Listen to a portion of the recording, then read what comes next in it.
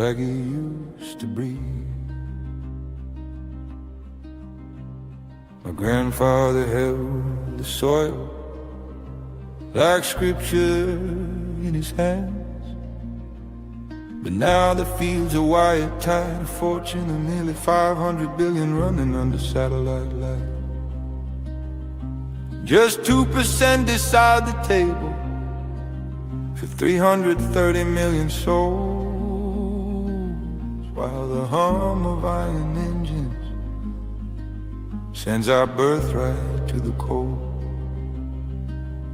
They're pulling 5 gigabytes an hour, rising like a predator now, send upward to a corporate sky. The farmers locked outside. And though nearly 20 million work the gears, only a tiny handful touch the land. The machine grows tall, the people small, their stories slipping from their hands. Oh, the rude remembers freedom, even buried in the dark. You can chain the lie with numbers, but you cannot chain the spark. This ain't farming, it's a wheel of steel and coal. Your grandfather's farm's a check home on a technocratic road. They take the seed, they take the soil, they take the hours from your spine, and the machine keeps pulling everything 1 acre at a time. A quarter of the world's seed locked behind the corporate gate. You can't save your own just by again. Let algorithms choose your fate. And nearly 10 billion animals push through corridors of chrome. Where the land once sang, the servers drone. What it used to feed now grown. There's over 3 trillion in equipment. Farmers rent but never keep. And well over 300 billion in debt, pulling families in deep. Call it progress, call it glory, but I've read the hidden lines. The machine is fed by labor, and it starves the working mind. The land still knows your footsteps, even under grids and wires. The machine can dim the daylight, but it cannot drown the fire. This ain't farming, it's a wheel of steel and coal. A tiny few hold the compass for the many down below. They count your days, they count your years, they tally blood and time, and the machine keeps taking families down, 1 story at a time. Your grandfather's land's been patterned, your pasture quantified, but no algorithm knows the truth of what your hands decide. This ain't farming, it's a kingdom built on screens. They turn the soil to a number, turn the farmers into memes. But the land remembers kindness, and the people still alive. We outlive every empire, 1 heartbeat at a time.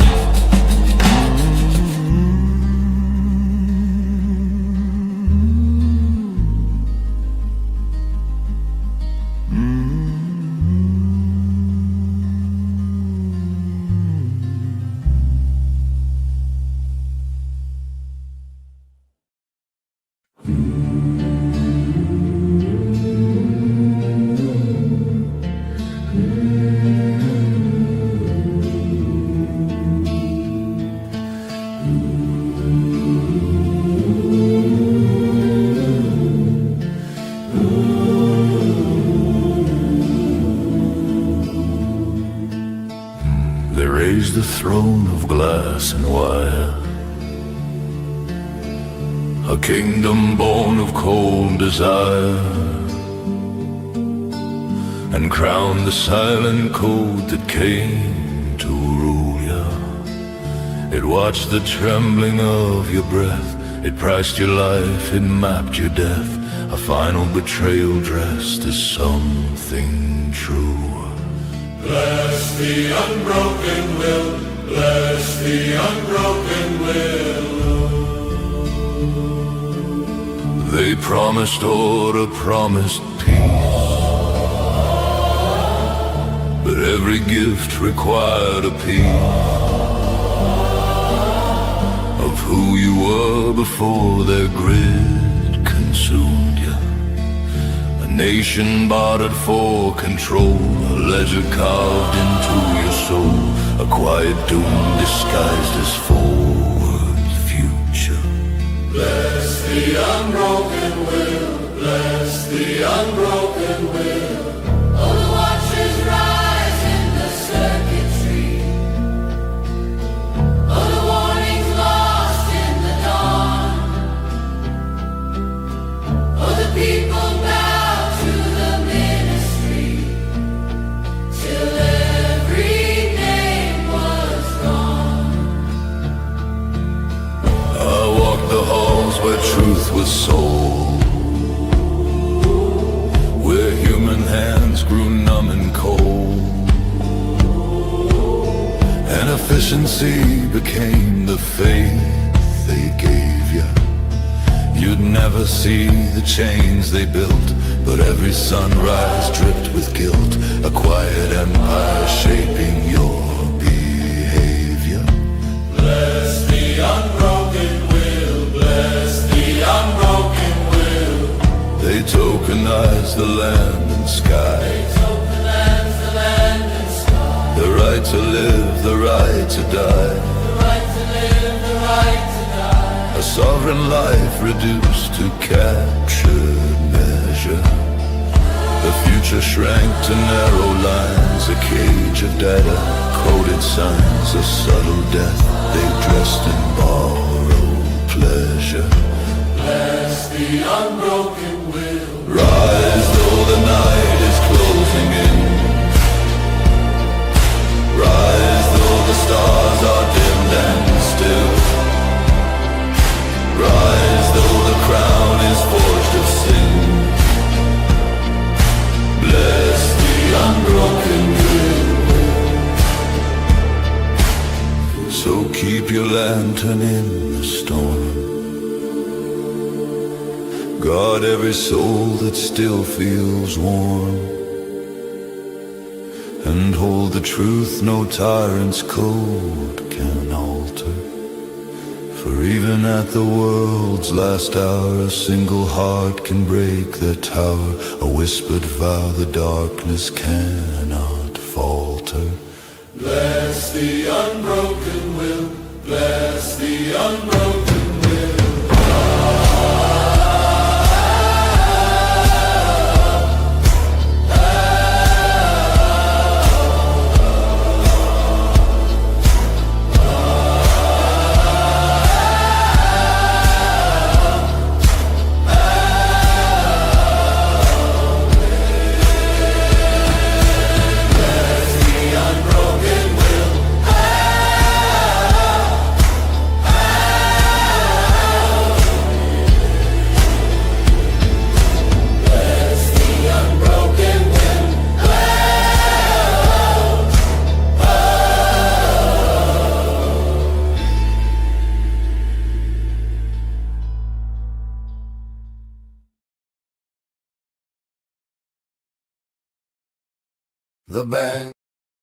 The bankers wrote their letters in shadows cold and deep, a promise forged of iron chains to bind us in our sleep. They called it just a progress, a digital decree, but freedom has no barcode and souls are not for leave. It's the final countdown, the reckoning of men. Crypto, gold, and silver rise where paper dies again. They dream of central power, of money's iron cage. But voices rise unbroken to light this modern age.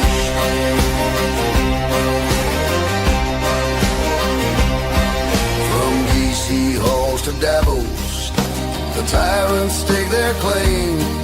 They preach of safety, justice, but hunger for the chain. They hide behind the slogans.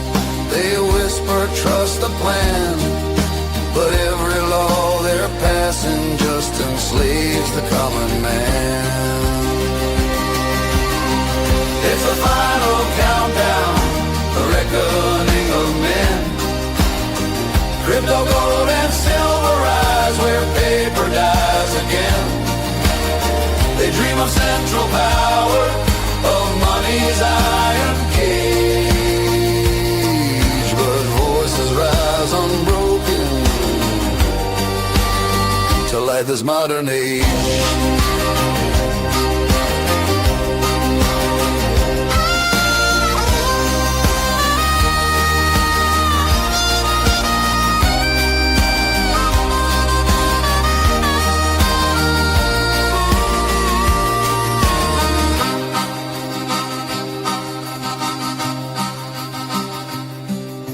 The merchants and the dreamers, the rebels and the wise, take refuge in the ledgers where the watchful state can pry. In Xano's cloak of shadows, in Monero's quiet streams, they guard the ancient promise of liberty's old dream. It's the final countdown, the reckoning of men. Crypto, gold, and silver rise where paper dies again. They dream of central power, of money's iron cage. But voices rise unbroken to light this modern age. So raise your hands in firelight, let tyrants hear the sound. The people's last defiance is the truth that won't back down. It's more than just survival, it's more than just a stand. It's freedom's final chorus sung across this burning land.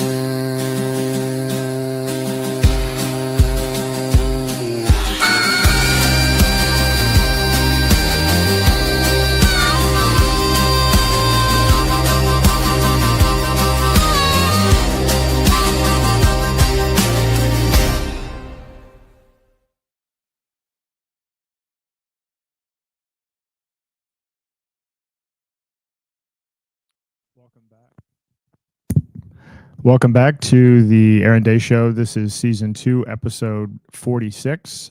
This will be a very interesting episode, although I am traveling, so I'm in a hotel and I'm actually having to use my hotspot again because the internet here is not sufficient enough even to do a live stream. So hopefully the audio and video will work out. It actually, I didn't have as much of an opportunity to get everything prepared for tonight. And in fact, some of the things that I wanted to have to show live are in a earlier state than I would like, but I will nevertheless show you what I have related to this incredibly important topic of the Epstein Bitcoin coup.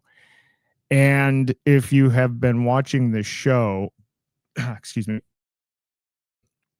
I have covered this topic from literally day one. And in fact, what I'm going to do is I'm going to pop over to the aarondayshow.com website, which I recommend you actually watch the show there and comment there, as I suspect censorship will continue to expand on the topics that I'm talking about, namely technocracy, as most of the platforms we distribute through are run by technocrats. So So anyway, I've taken a lot of effort to build these sites, and then I'm doing everything that I can to make sure that they're censorship resistant and completely decentralized. But tonight's topic is important for a couple of reasons. If you have been paying any attention, which I'm sure you have, the price of Bitcoin has been absolutely cratering.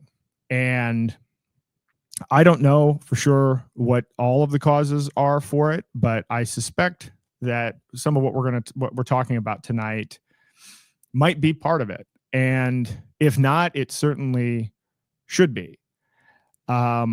I'm going to share now, the Aaron Day Show site, just to kind of walk through some of the episodes, because I'm not going to rehash this. As I was putting this together, I'm like, well, do I really want to do a recap of everything on this? And then I realized I don't want to talk for 10 hours on this. But if you go back to the very first podcast that I did with Kurt Wuckert Jr., season 1, episode 1, this was actually discussed, the hijacking of Bitcoin. Now, Kurt's part of the BSV community, and so he had a different take on it. But so many of the podcasts that I've done have touched on this topic. Season 1, episode 3. So here was the very first one: the crypto revolution, Bitcoin, civil war, and the fight against CBDC. So this was literally my first ever podcast, and then from there, we continued to talk about these types of issues, including the Craig Wright case, the BSV, BCH thing, all of that.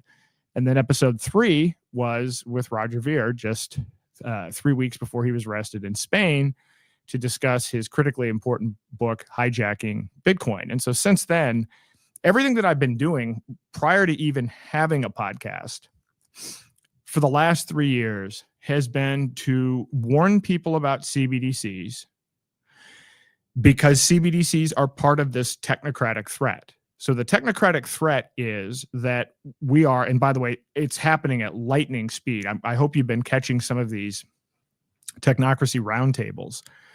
I mean, you have Elon Musk talking about, we're not going to have currency as we know it. We'll have a system based on energy credits.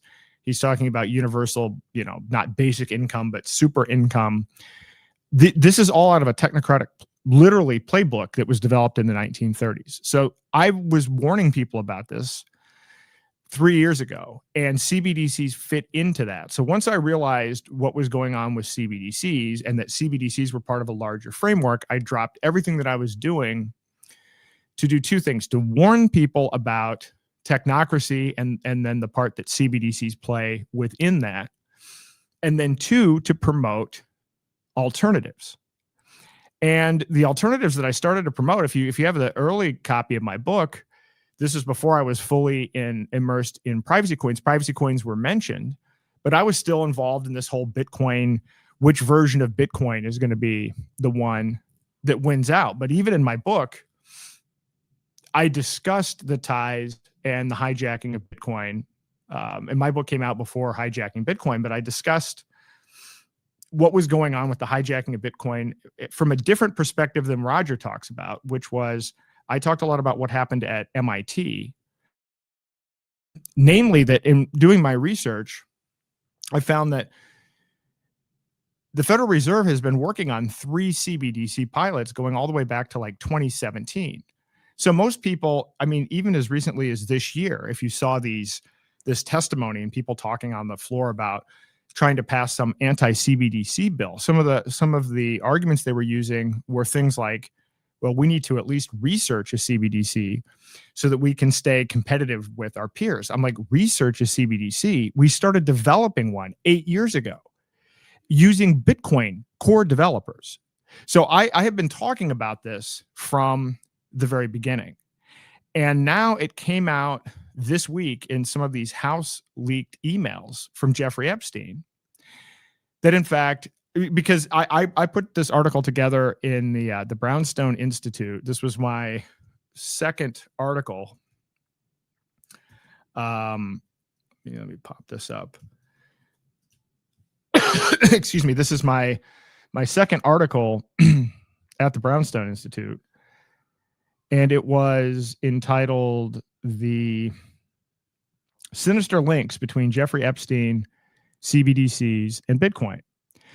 And in this article, I lay out a lot of what I learned about what was going on with MIT and these CBDCs, because of course I was warning people about CBDCs, but what I found in researching this is, okay, we know that at some point in time, MIT took over and started funding the Bitcoin core developers. We also knew that Jeffrey Epstein funded this broader MIT Multimedia Lab. Now, the MIT Multimedia Lab was involved in a variety of different projects, not just digital currencies. And so I speculated, but without stating that I knew definitively in this article, that I suspect that Epstein directly funded these Bitcoin core developers, and then probably by extension later started funding some of these CBDC pilots. And people pushed back, and Bitcoin maxis were like, "Oh, that's a conspiracy theory," blah blah blah blah blah. And it turns out it's definitively true, and the money explicitly went to to these purposes. And so this is now documented in emails. And by the way, these emails and all of this information are now at the technocracyatlas.com website, which now has 35.8 million words. I have put not only all of the House emails, I put all of the DOJ information that was released earlier on Epstein, and the minute whatever we get, redacted or not, from this latest ruling, I'm going to take all of that information and index it and make it searchable using the AI search bot at technocracyatlas.com. And as I will show you later on tonight, I'm adding more functionality so that we can go beyond just a chatbot on Technocracy to begin doing collaborative investigations, crowdsourced investigations. Because I have been sounding the alarm on this the whole time. I've been saying, listen, CBDCs are a threat, but then all of the propaganda and everything that people are pushing out basically came down to, well, Bitcoin is freedom money. Bitcoin is the answer. And I even see it today. I see libertarians saying this. Oh, well, Bitcoin fixes this. Bitcoin fixes nothing with respect to freedom. Bitcoin was hijacked every bit as much as Roger described in the book, and then worse, like 10 times worse. You basically had Bitcoin hobbled from being Bitcoin Cash to digital gold at the same time. The very same people, even some of the same developers. This developer, Corey Fields, was an early Bitcoin core developer. Then, with funding from Jeffrey Epstein through MIT, began working on SegWit, Lightning, some of the technologies that basically handicapped Bitcoin and made it not usable as digital cash. Then he became one of the co-authors of Project Hamilton, and Project Hamilton is a U.S.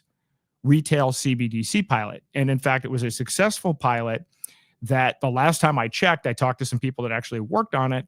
It was able to do 1.8 million transactions per second. So you have all these Bitcoin maxis saying, well, Bitcoin can only do 7 transactions per second, but it should be digital gold, and it's superior because it's decentralized, and a whole bunch of other just completely fallacious arguments, thinking that the Lightning Network was going to fix it, when Lightning Network was never going to fix it. This was kind of a complete psyop to buy time to fully develop CBDCs, which would be used as digital cash. Now, as the story gets even more complicated, yes, we don't have CBDCs, but we have Tether, and some of the very people involved in the hijacking of Bitcoin tied to the Bitcoin Foundation were involved with the founding of Tether, and I suspect also probably involved in connecting Howard Lutnick and others, although I haven't been able to definitively prove that link. So this is massive news. Oh, can you hear me? I'm seeing somebody saying that my hotspot went down. Can anybody hear me? Usually when it stops, I get some kind of indication. Anyway, please, if you can, in the comments, let me see, can you hear me? So in any event, I think the hotspot's working, but so I've been very, very adamant about discussing this, and the maxis, all of whom have blocked me, from Michael Saylor to Max Kaiser to the guy who wrote the Bitcoin Standard, to Adam Back, to Luke Dash Jr., core developers. They've all blocked me. Most of them I've never had any direct interaction with. And I mean, this is just an extension of what Roger talked about in the book, but this is now critically important. Like, I mean, I can't express this enough, because I even see it's become this thing in libertarian circles, where I'll go to libertarian events and it's this unspoken thing where there are people that have been involved in Bitcoin from very early on that are libertarians that are continuing to spread the misinformation that it's freedom money, and they know better. And when you challenge them on it, they're very uncomfortable around it. And then it becomes one of these things. We should just let's not fight over this. Let's not fight over whether or not the thing that was supposed to be the answer to central bank tyranny has been hijacked by Jeffrey Epstein in traditional finance. We can't talk about that. Is this the kind of what we're in polite company now? Or what we don't want to disturb the power that the libertarians have? Libertarians have no power. If the libertarians had anything, it at least should have been the truth.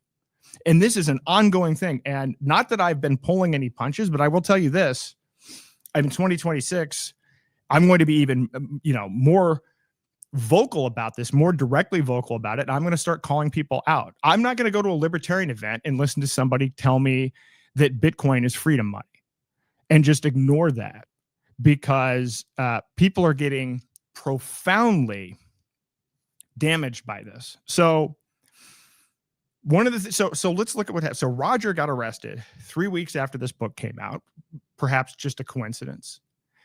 But then the timetable from there, this was in like April. 3 months later, we had this big Bitcoin conference in Tennessee. And then all these politicians come out, Trump and RFK and Cynthia Loomis, and everybody's there. Now they're talking about a Bitcoin strategic reserve. And now they're talking about, crypto regulation and everything else. So the absence of people having this information, I don't blame most people for believing what they believe about Bitcoin, simply because they've never been presented with alternative information. I mean, I even know, I have a suspicion of how RFK learned about Bitcoin, and it wasn't talking to people that have been on different sides of this discussion.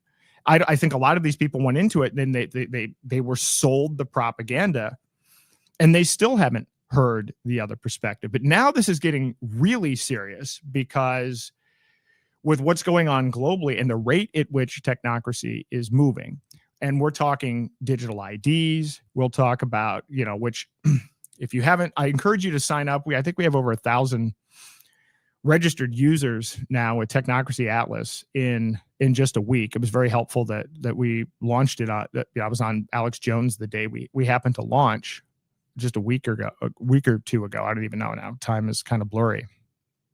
But, what I put together here is an analysis to show people visually what's going on with technocracy. And so, if you, the end game of technocracy is one global government ruled by scientists and engineers, which now has evolved to kind of AI, with an energy credit-based currency. That's the simplest description. And if you're going to measure how that's going, you're going to look at what's the proliferation of digital IDs, what's the proliferation of digital programmable currency that can be controlled by third parties, and what's going on with AI surveillance. Well, it's a disaster what's going on. I mean, this isn't like something where it's, in 2030 this is going to happen. 60% of people in the US have real ID, which is already digital in a lot of states, and be a majority of the states by the end of this year. And by 2027, the expectation is it will be fully digital everywhere. We have the Genius Act and now the Clarity Act, which is going to be tokenizing not just money, but all of your investment vehicles and everything else, which will be controlled and regulated. So your programmable stocks and ETFs and everything else. And then the massive expansion of Palantir, Operation Stargate, Oracle, OpenAI, all of it. This has happened faster this year than in the previous 4 years. And globally, you have 154 countries working on CBDCs. 3.5 billion people are already under digital ID, or laws have been passed and it's just in the implementation stage. This is serious. This is no longer, if you go back and you read the first edition of my book, I was warning people, this is no longer a warning. This is a description of things that have already happened. And now I'm putting together things to say, all right, here's the level that it's at. It's kind of like, all right, we're at level 3 out of a 5 scale. And level 5 is a complete, single global government, and essentially the loss of free will, because what decisions you can make on a day-to-day basis in your life will be determined by a social credit system tracked by AI surveillance. So this is the severity of what's going on. So when people say, well, don't argue about Bitcoin, or you don't want to argue it with within the Libertarian Party about Bitcoin, this is the issue that libertarians should be talking about. This was the issue at its inception. Bitcoin and the Hijacking Bitcoin discussed this. The first phase of this very much was libertarian. It became more mainstream, but to still be a libertarian and to still tell people that this is freedom money is false.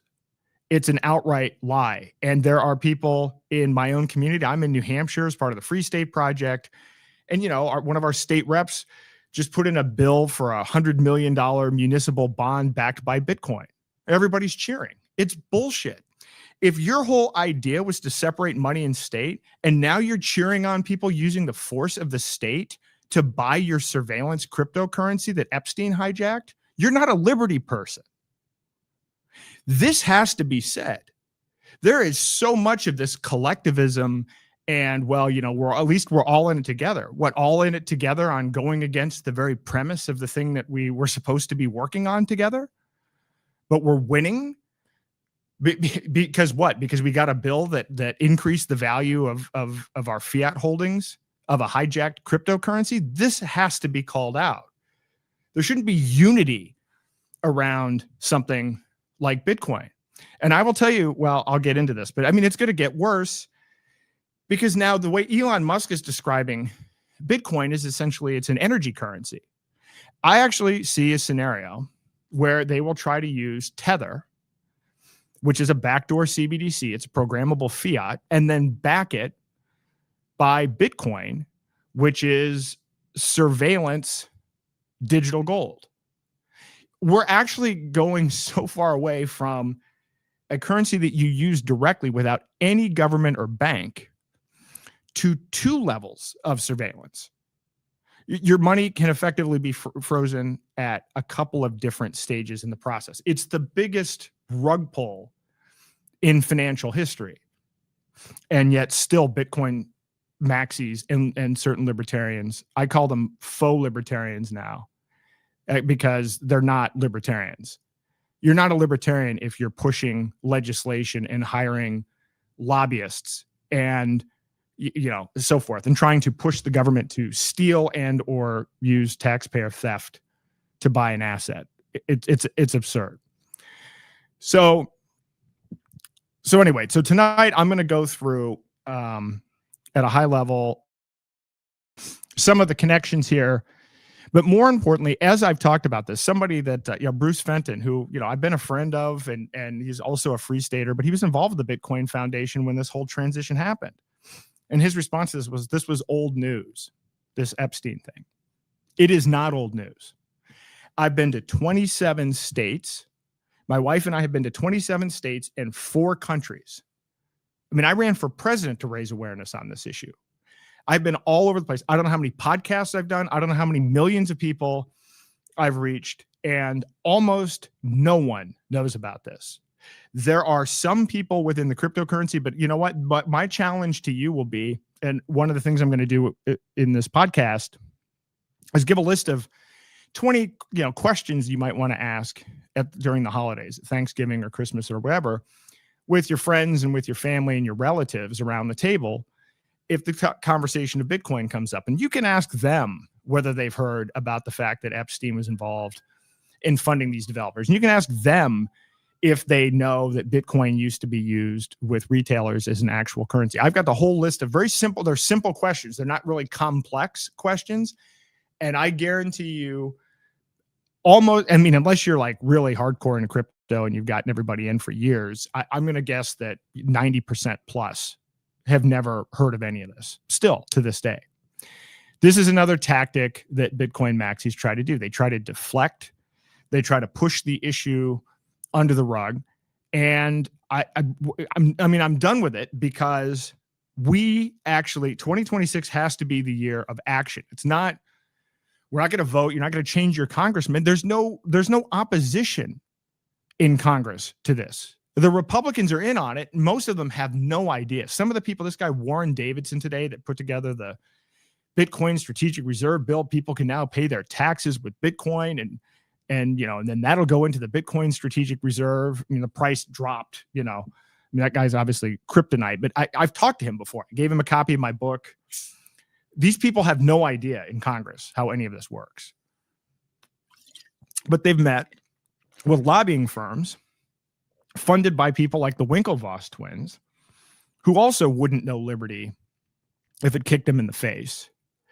And so they're out there thinking, there's momentum on this thing, and these, rich crypto people are saying this. And so they're trying to elevate their status and so forth. And so they think they're doing this great American patriotic thing. And it's just a gigantic psyop. So in any event, there's a lot to go through here. And, I'll do the normal recap of the last couple of events. I will say I'm not going to do the podcast next week because it's on Thursday. Obviously not going to do it on Thanksgiving, and I'm going to take Monday off as well, primarily because we have 6 sites, 6 initiatives that we've launched, and they're at various phases. Most of them are kind of alpha phase. We're kind of working through the websites and the programs and everything else.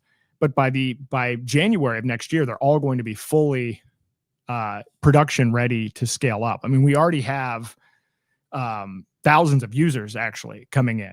So I'm spending a lot of my time now trying to automate and manage some of this, because I think next year, particularly with the medical tourism marketplace and some of the other initiatives, I want to make sure we can get those things bulletproof and ready for growth. But next year has to be about action. Next year has to be about people. If you want to stop this technocracy, once you finally understand what the technocracy is, the number one thing you have to do is you have to stop using fiat currency, because that is the heart of the control system. But then you have to also start moving out of other areas like state-controlled healthcare and, big food and so on and so forth. And so, I don't mind talking about these things, but I've realized that I'd rather spend more of my time building these things and onboarding people to these things, while still making people aware of what's going on. But we have to actually build and get people using these things, because we are running out of time. And I'll tell you, the Bitcoin thing has been a huge distraction. Something that was supposed to be the answer to central banks ended up dividing all of crypto into 20,000 different coins. And then they ended up using propaganda censorship, and now are using lobbying and politicians to delude people into thinking that something that can be tracked by the government and that's slow and expensive, that can only do 7 transactions per second, is going to be the answer to CBDCs and digital tyranny, where, the second largest holder of Bitcoin next to Satoshi Nakamoto is the US government, who stole 327,000 Bitcoin through civil asset forfeiture. That doesn't even make sense. When you look, it doesn't make sense even on the surface. But people will do anything to increase their fiat holdings, including lie to themselves, lie to their friends, lie to their family, and lie and betray their entire political ideology. And again, I think at some point, if you're not calling that out, you're part of the problem. So a lot of people are not going to like what I have to say tonight, because it's kind of like what I say about you're either for medical freedom or you're for Maha, but not both. Okay, these things are true though, and we're actually running out of time. So there's this like politeness that goes on where people don't want to, push these boundaries. It's like the boundaries are, if we don't push these things or talk about these things or build alternatives, we're going to be in a complete digital prison. So the last episode we did on Monday was that was a huge episode, right? I had 3 guests. We talked about the involvement of what's going on with big agriculture and the food supply as it relates to technocracy. And I will tell you, the next technocracy roundtable that we are going to do on December the 17th is going to be on that topic. So we're going to expand on what Craig and I discussed here. And it is a frightening situation, what is going on with our food supply in terms of the consolidation of the industry, genetically modified foods, but it's completely captured. This is not an example of these are companies that just out competed in the marketplace. This is all, people from the USDA. It's 127 former members then working for big. It's like the FDA and big pharma, except worse because it's food. It's something that everybody actually needs, as opposed to big pharma, which is something almost no one needs. And so we're going to be spending some time on that. And then we talked about The Final Betrayal, the phenomenal book that Patrick Wood and Courtney Turner have just released. And I want to say, as we're getting into the holidays, get Hijacking Bitcoin and Final Betrayal and give these things to your friends and family at the holidays. They say don't talk about politics or religion. These are the things that we have to talk about. And so these are probably two of the most thought-provoking books that are relevant to the topics that people are concerned about right now. What's going on with AI? What's going on with surveillance? What's going on with the dollar and digital currencies? And so, so these are great guests, and those are two great books. And then the episode prior to that, I launched the Technocracy Atlas, which we've already, and I'll show you further changes that I've made just today.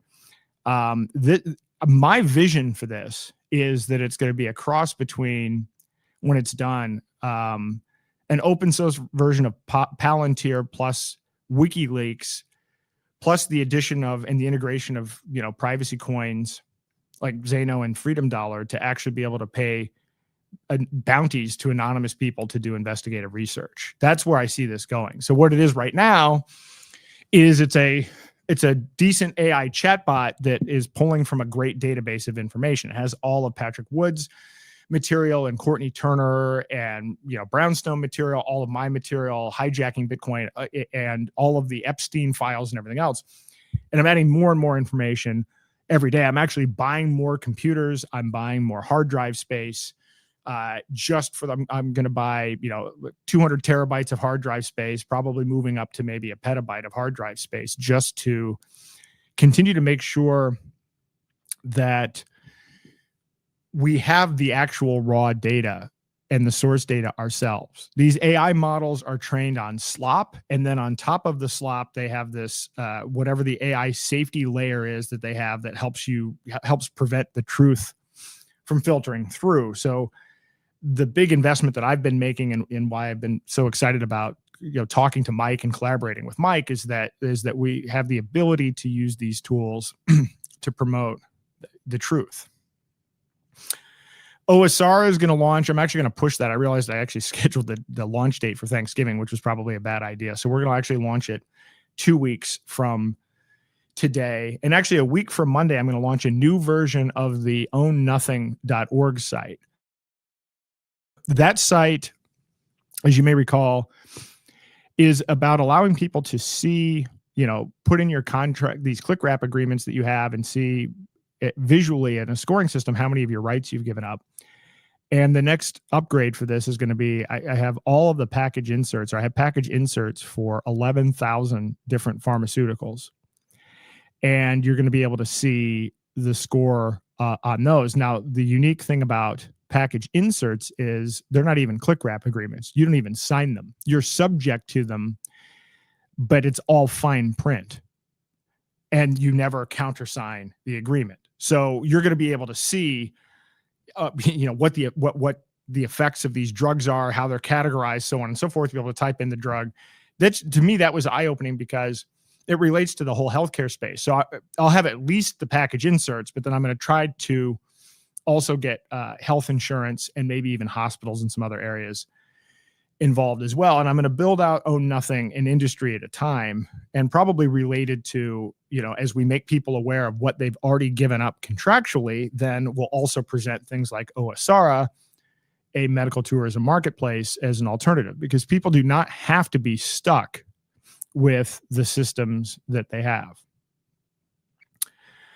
So I've already talked about this. Just a reminder to get, I highly recommend Mike Adams' AI, brightu.ai. You can either download it on your own computer, which I recommend, so that you can have it even if the internet is down.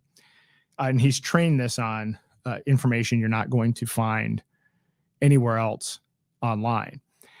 So, so with that, and I've done a bunch of interviews, and I need to even keep up with getting these posted. I just did a great interview with Bree Teresi yesterday. She started a new podcast, a new show on financial freedom, and so I was her first guest on that. So grateful to have been on that, and then the Alex Jones show with Mike Adams and several others. And I have a lot of other. I've got to balance how many of these podcasts I can even do at this point. But the good news is the word is starting to get out, and I do suspect 2026 is going to be the year that the stuff that I've been saying for 3 years is now finally mainstream. I just hope that it's not too late.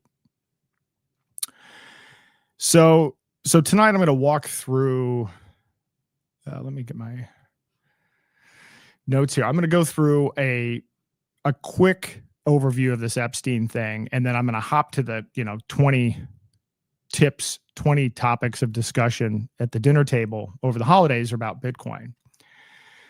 But to kind of frame this, they told you that Bitcoin was freedom money, and they lied. I mean, flat out. The U.S. government now owns 327,000 Bitcoin that were seized largely without convictions through civil asset forfeiture. BlackRock now controls 783,000 Bitcoin. 3 mining pools control 60% of the network. 7 people control the code. Jeffrey Epstein funded the MIT Media Lab with $850,000 while they throttled Bitcoin from digital cash to digital gold. The same MIT that ran all 3 Federal Reserve CBDC pilots. So tonight I'm going to give you 20 questions that will destroy every Bitcoin maximalist at your holiday dinner table. But that's really not the important part. The important part is to help your friends and family understand what's going on. And we have people that are putting their retirement funds into ETFs. They're buying Bitcoin treasury companies. They're investing in things like Michael Saylor's thing, and they don't know why. Most of the time, it's just like, well, they heard it was a good idea. Financial advisor said so on and so forth, but they don't understand it, which is part of why a lot of people have been selling recently. Particularly, the more you learn about it, the less you're going to like it. Excuse me, I've still got my cough, but I am getting better out here, so I've got to mute every now and again. All right, so again, free will is non-negotiable. That's the whole premise of what we're doing with Daylight Freedom Foundation, is that what we're trying to protect here when we're fighting technocracy is free will itself, our ability to control our own thoughts, actions, and emotions. But they negotiated Bitcoin's free will while we weren't looking. So as I mentioned, 327,000 Bitcoin, that is what the government owns now. This was only 215,000 Bitcoin. So there was just this big seizure, I don't know, time's blurring, but it's been within the last 2 or 3 weeks, of another 125,000 Bitcoin. Ross Ulbricht's Bitcoin, that was the biggest chunk of this from Silk Road. Technically, since he's been pardoned, in theory, he's entitled to those. I've heard rumors that those were actually sold. And again, interestingly, our own government can't keep track of something that's on a public ledger. But they didn't capture Bitcoin by accident. This was a very deliberate process with a lot of people involved over quite a long timetable. So this started in 2013. So MIT Multimedia Lab becomes Bitcoin's new headquarters. And an MIT Multimedia Lab steps in at this point. Now, I did a podcast, I don't know, a couple months ago on Brock Pierce. Brock Pierce needs to be researched. And when we talk about the Technocracy Atlas, part of what I want to do with this tool is to crowdsource this research, because a lot of people I know have put together different pieces of it. I have people contacting me all the time. Oh, have you thought about this? Have you looked at this? Hey, the best way for us to piece all of this together is to make it available publicly, put the sources there, rate what we think the accuracy of the information is, which may change over time. But I mean, let's be transparent about it and let's collaborate about it, as opposed to what's happened is a bunch of people putting research out there and then no one hears about it. And then the maxis just dismiss it with, oh, well, that's old news. But Brock Pierce is a big part of this. I mean, before 2013, in 2011, Brock Pierce was on either Epstein's Island, was on somewhere on an island with Epstein at a conference. And what the research showed is that he began advising Epstein on cryptocurrency pretty early on. So Epstein's knowledge of Bitcoin goes back to 2011. And what was interesting is even when I was writing my book and everything, you won't find public speeches. It's actually hard to find talks about him at all. On the Technocracy Atlas site, I actually have there's a little 1-minute clip of this image that I created with Epstein on currency. And I tried to clone his voice. It was actually hard to get samples because the only thing that was really available was this deposition footage that he had. But it was one of these things where, well, the way he's answering questions is he's skirting his way around. So they're either non-answers or pleading the fifth or whatever. So to even cobble together a 10-second clip to clone his voice is difficult. So he wasn't out there prolifically. I believe in 2017, he did do a public interview on it. But in any event, we now know he was heavily involved in it going back as far as 2011. So from there, we have a company called Blockstream in 2014, which raises $75 million. Now, what is Blockstream? Blockstream was a company started by Bitcoin Core developers.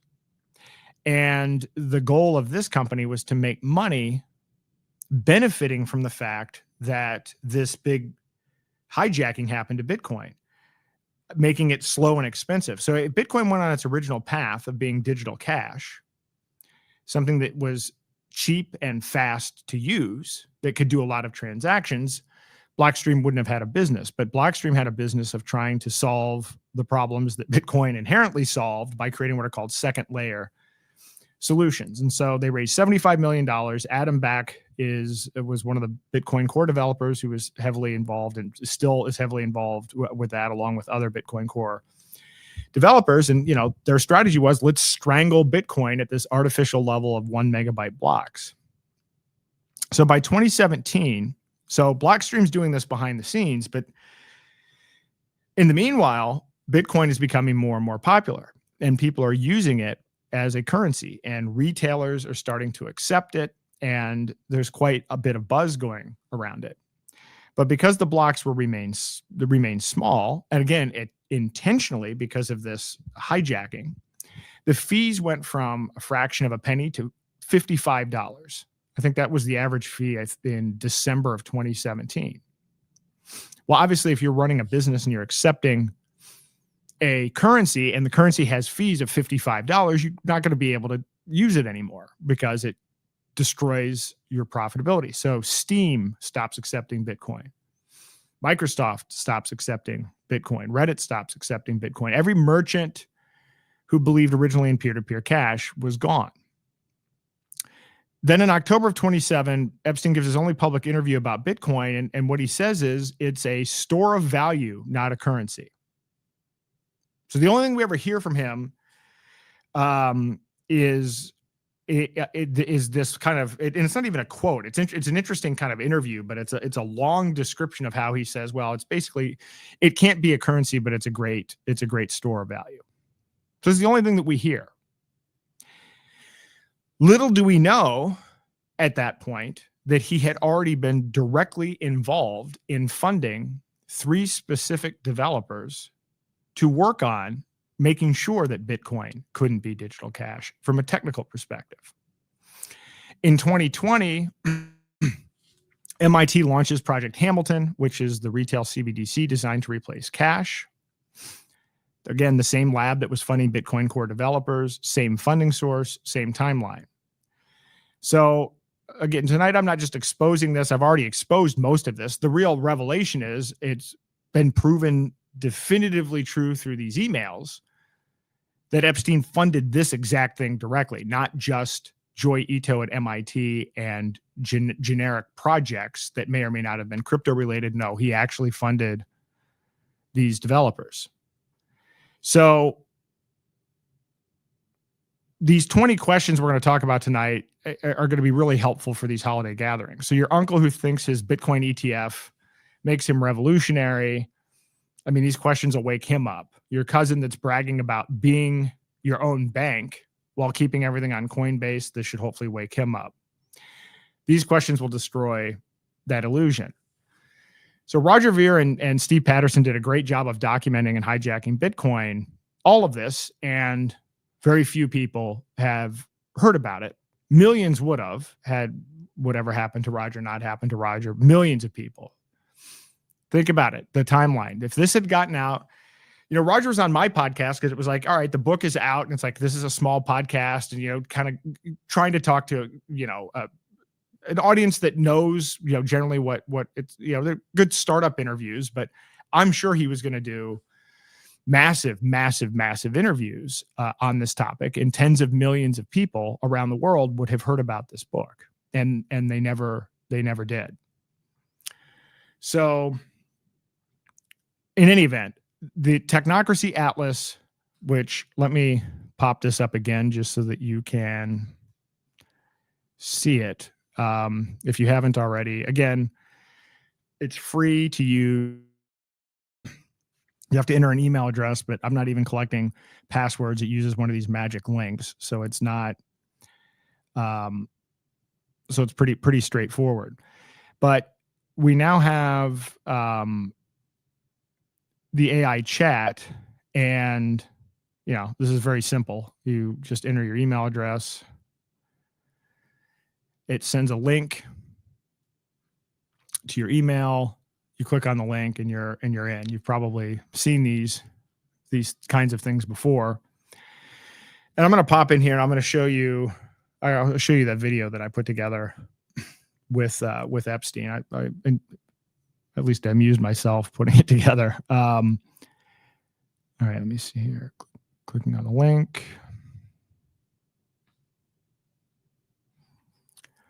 All right.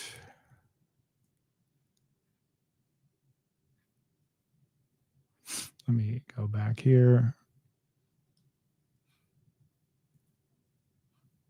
All right, I might actually need to change browsers. Hold on. Bear with me 1 second. Let me switch the screen. All right, we'll go over here. All right, so now we're in the chat, and I'll play this video. They called me a financier. I called myself an architect of control. Every politician who took my plane, every tech mogul at my dinners, every scientist I funded, they all left with invisible chains. Democrats, Republicans, it didn't matter. Silicon Valley, Wall Street, Cambridge, Tel Aviv, my cameras were everywhere. You think I'm dead? My network isn't. The blackmail files, the client lists, the flight logs, they're just the surface. The real system runs deeper. Biotechnology, surveillance, digital currency, artificial intelligence, all controlled through compromise. Want to know how we really run your world? How one island became a control node for global technocracy? The files are here. The connections are mapped. See how the machine actually works. So there you go. There's that. I don't know why I'm having issues with switching screens here. Hold on.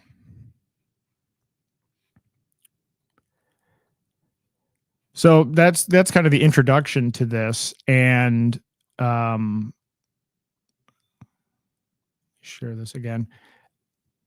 So we have. Let me try this.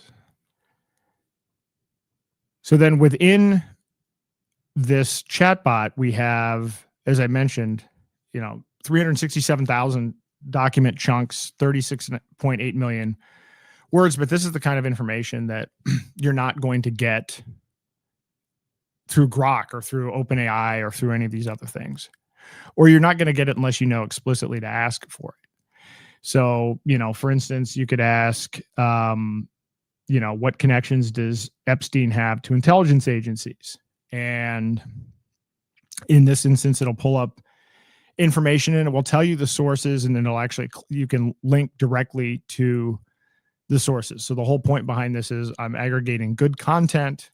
I'm allowing you to access the content, but then you can actually link directly to the sources. So in this case, these are actually directly from the DOJ files themselves. So these are primary source documents. So it says Epstein's intelligence connections remain deliberately obscured in official documents, though several indicators emerge from the available records. Ghislaine Maxwell, when directly asked under oath whether Epstein communicated with the FBI intelligence agencies as a source, gave an elusive response, saying she had two answers for that without providing either answer. Anyway, it goes on and on and on and on. And so you can ask any of a number of questions. Now, the whole database is not just about Epstein. I just put this up because I thought when I saw the files, you have to go to a bunch of drop boxes, and then they actually save them as images. They made it very difficult for people to search, and they did it intentionally. So I'm like, all right, I'm going to grab all of these, and then I'm going to, run these through an AI OCR thing, and I'm going to make it so people can search. So this is, so one of the things that we're doing with this, but I'm expanding this. And what I see moving forward is having these individual investigations that we do within technocracy, because as I've had people on, Patrick Wood and Courtney and Craig and others, a lot of people are out there doing their own research, and it's hard for anybody to keep up with. I mean, I can't even keep up with, if you have, 134 countries or whatever working on CBDCs, if you have what's going on, it's hard to keep up even with just one of these categories, let alone new things that are happening or new developments. And so this is a way where what I want you to be able to do is, visually graph these things out. So this is very crude. You can play around with it, but know that I just got this up for today. It does work somewhat, but by 30 days from now, by the time the full documents are released, and in here, this interface will be completely cleaned up. And the idea is you can take a situation, a particular topic, like, okay, well, how was Bitcoin captured? And then you can actually start to map. In this case, we have, the entries here are in orange, you have Epstein and the financiers, then you have the institutions that were involved, then you have Blockstream and their orbit, and then you have CBDC projects, which are kind of the outcome of all of this. And so you can click and see, like, all right, what's the relationship here with, Steve Bannon? It's a little wonky the way that this works, but he lobbied on this issue, and you can click on that, and then it'll actually go to the chat bot, and you can get more information about these connections. Now, eventually what I see happening here is, in addition to a better layout, is the ability for people to, and it's already there, to suggest a new node or a new connection or new information. So the whole point about this is about crowdsourcing. The whole point is people have different pieces of information, and I want to be able to use this to allow people to add that information and to view that information visually. But we're going to do it one project at a time, and I'm picking this Bitcoin project as the first project because obviously it's something that I'm passionate about, but I also think that it's critically important. I think that at the end of this, if you can see where all the money went, if you can see and kind of definitively prove that, Epstein was involved in this, Larry Summers is involved in this, Steve Bannon is involved in this, and they directly funded the developers, you can see the sources, you can see the result, and then you can see how that then carried through to CBDC development and everything else, and then all of it's documented and sourced. Then at this point, when a Bitcoin maxi tries to censor on this, I'm just going to point them to this website, and anybody can view the site, anybody can use the site. And if you dispute the information, at least all of the information is here. We're no longer debating. I've complained about this in a lot of these podcasts where people are outsourcing their thinking to influencers. People are watching Nick Fuentes today, and they're watching Dave Smith, and nobody has any information. So people are sitting around watching these 3-hour podcasts, and you can't find a fact between from the person at all. Or if there's a debate, it's highly skeptical whether any of the information there is actually grounded in anything. Well, we have a lot of stuff to figure out. It's important to know if Bitcoin was hijacked or not, and if so, by who, and why. And then when you figure that out, and so Bitcoin is one aspect of it, but man, I'll tell you, once we put one of these up to look at what's going on with, Operation Stargate and healthcare data and a whole variety of different things. I mean, I could see a whole project here mapping out. You'd be stunned what Peter Thiel is involved with. I mean, I'm going to have to come up with a whole new interface. This obviously sucks. I don't like the way that this layout is not usable. So, bear with me. If my internet connection was faster, this would have been a little bit better, but you get the idea of it being kind of a graph of relationships that you'll be able to sort and you'll be able to view and then tie into the AI. And then around that, there's going to be a community as well, where you can, again, I'm not going to say there will be, this exists now. So if you wanted to go in and play around with this and you had a question or you had a comment or something that you wanted to contribute to this, you just log in with your email and, put in whatever your findings are, whatever your questions are, whatever your comments are. And we can start doing this with anything. I mean, the focus of this is going to be on exposing things that are related to technocracy, but that's pretty vast. So I wanted to show this because this is the direction that this is headed in. And again, I apologize for the way that this kind of works. I don't know why there's a better way to get this to view. But you'll be able to track, who flew where, who lobbied, who invested. There are going to be different kind of categories of different actions. And again, the ability for you to weight the quality of the information. So this is about getting to the truth, but making it public and then adding a crowdsourced component to it. Because there's the information that you can get online. Like I can scan these documents, but the thing is that with this Bitcoin thing, we directly know people that were directly involved in this, and their information is not in a database. It's not something that you can scrape somewhere or that's in a book. That's probably the most valuable information of all. So if you have enough people out there that start contributing to something like this becomes really powerful, and we can stop speculating. But again, I feel vindicated about the fact that, I've been talking about this Epstein connection, and now we know from the email that he definitively was involved. So anyway, hopefully we'll be getting to these 20 questions soon. So anyway, this whole be your own bank, Bitcoin being the solution to central banks, this entire thing, they've turned rebellion into compliance. They turned freedom money into surveillance gold. And they think that you're too invested to admit you were fooled. And so I think tonight, at least, we can start to prove them wrong on this. So I've already talked about this and mentioned this, but I want to go into some of the detail here. So if you're sitting there on the holidays and people are talking about, because I see this and it's just, again, like my blood boils, but somebody will say, oh yeah, the US is really heavily invested in Bitcoin. I just read somewhere that the US government has 327,000 Bitcoin. All right, so here's a question that might come up.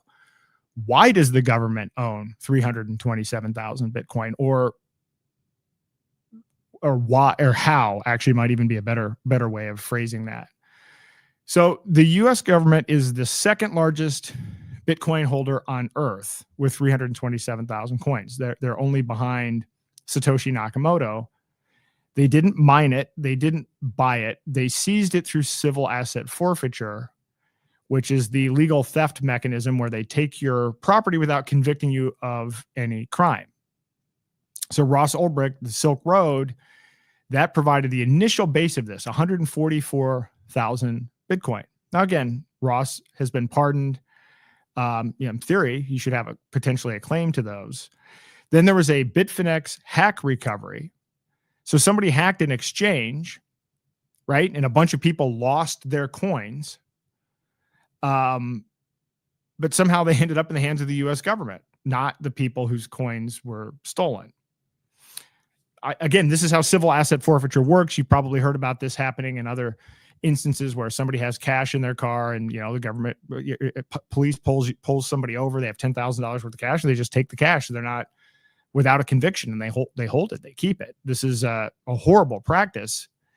And it's a really horrible practice when you consider that these cryptocurrencies are on transparent blockchains and available for the government to see. And particularly with Bitcoin, they can track everything. So this is a recipe for disaster. And in fact, it's already played out with this recent DOJ seizure. Now, Ian Freeman, who I talk about a lot here, who I believe is certainly wrongly imprisoned and targeted, they have, I don't know, at the time that they seized it, it was $5 million worth of Bitcoin. That might be $10 million worth of Bitcoin now. So, I mean, I know people who have Bitcoin in this strategic reserve as the way that it's being spun. So when somebody says, oh, well, this, clearly the U.S. believes in this. Well, I don't think the government stealing other people's property is necessarily an indication of belief. I think it's an indication of a crime having been committed against our own citizens.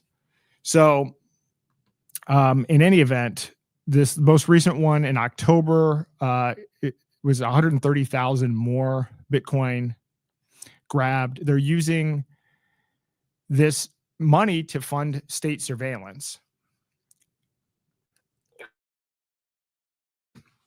Excuse me. And so, so this is essentially where we're at. So the government now owns the second largest stash, and now you really can't even effectively use Bitcoin anymore. So let's look at what happened to payments. So here's another question that might come up. Now, this might not come up because what I found is a lot of people don't even realize this was a use case. But somebody would say, well, why can't you buy coffee with Bitcoin anymore? And in 2013, you could buy pizza, coffee, anything with Bitcoin with, fees that were like a penny. And this happened all over the place. This was very popular here in New Hampshire, and increasingly popular all over the world. And there were a lot of ads and things that were promoting that, for international payments, Bitcoin is a lot cheaper than, for instance, using Western Union. These were some of the original use cases. So the fees hit a high of $55 per transaction. Today they're low at like 84 cents or so, but even still recently they spiked to $50 to $60 in 2024 due to something called the ordinals frenzy. People were putting meme coins and NFTs on the Bitcoin blockchain, and then people were actually starting to use it again, and then the fees went up because they haven't done anything to alleviate the 7 transaction per second limit. So when all of that happened, they decided to artificially cap the block size and then implement something called replace by fee, so that now that you can only have 7 transactions per second, then the only way to get your transaction done faster is to pay more money. And then this is the system that they created. So they killed Bitcoin as digital cash, which the first line of the white paper talks about it being a peer-to-peer digital cash system. So this was a complete hijacking. So again, when you're talking to people during the holidays, they might be fascinated to learn that it was used as cash and that was the original intention, and that there's a whole white paper that describes this. So another question that might come up, or you might want to throw out there, why did MIT fund Bitcoin's sabotage and CBDCs? So, obviously MIT is involved in funding a lot of things, but what always struck me as interesting is the timing of them funding the developer. So you had this thing called the Bitcoin Foundation, which was a nonprofit that was started to fund Bitcoin developers. Bitcoin is what's called an open source project. So it's not a corporation. It's just code. And there are a lot of people that will sit around and even try today tell you that this is the greatest thing in the world, open source code. And then they try to portray it that you have these altruistic developers that are developing code for free.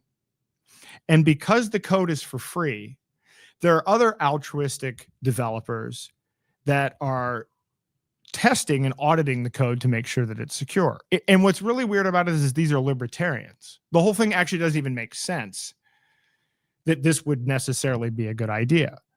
So when there's no one there to pay the developers, well, how are these developers going to make money? Well, it turns out they're getting paid by someone. And it isn't necessarily transparent who they're being funded by. So this Bitcoin Foundation came about by a group of people, early developers. Roger was there, and others with the idea of saying, well, hey, let's keep this on track. Let's keep this aligned with the white paper, and let's actually try to prevent the thing from being hijacked. And so, we'll pool our resources and provide funding for developers to kind of stick to the roadmap. Long story short, this organization ran into some issues. There were some people on the board that had legal issues. The organization had financial problems. And interestingly, I believe Brock Pierce was the chairman at the time all of this happened. But essentially, the Bitcoin Foundation went, I don't know if it was officially bankrupt, but they ran out of money. They could no longer fund the development of the project. And so they found, there were a lot of people kind of interested in poking around on this. And so they found MIT, which had funded something called, or started something called the Digital Currency Foundation. They stepped in to do the funding. And they directly paid for the funding of a couple of developers, including a guy named Vladimir Vanderlaan and Corey Fields, and also there was another developer in there as well, but it was paid for by MIT, and they blocked the scaling of Bitcoin. They blocked the natural, what Bitcoin was supposed to be is digital cash. There was never supposed to even be a 1 megabyte block limit. There was no limit on the block size, but now that there was a new sheriff in town and a new funding source, they decided to go another way. And they decided to start funding something called SegWit and something called Lightning Network. So then the idea was, well, we're going to keep this 1 megabyte artificial thing. We're going to keep it there. And then we're going to build these second layer solutions. And so now what we've learned is that the person who provided that funding was Jeffrey Epstein. That's pretty interesting. Then what is more interesting is a few years after that, or kind of right around the time that's going on, this digital currency initiative starts funding 3 CBDC pilots, one called Project Hamilton, and I mentioned this in the intro, which was a collaboration between the Boston Federal Reserve and MIT. And this was going to be the new pilot for the digital dollar. One of the co-authors of that white paper is Corey Fields. So if you want to know what the connection here is, Jeffrey Epstein literally funded directly the guy to work on limiting Bitcoin. And that guy then ended up becoming a co-author of the white paper to build the digital dollar. So there are no more, this is no more speculation about what's going on. This is a direct, overt hijacking of Bitcoin, shifting of the narrative, destroying Bitcoin as digital cash, all while enabling the Federal Reserve to build a CBDC directly. Now, they didn't stop there. There was something called Project Cedar, which was a wholesale CBDC project. And then there was something called a Regulated Liability Network, which was a third CBDC project. And it was really kind of a platform that was going to connect CBDCs globally.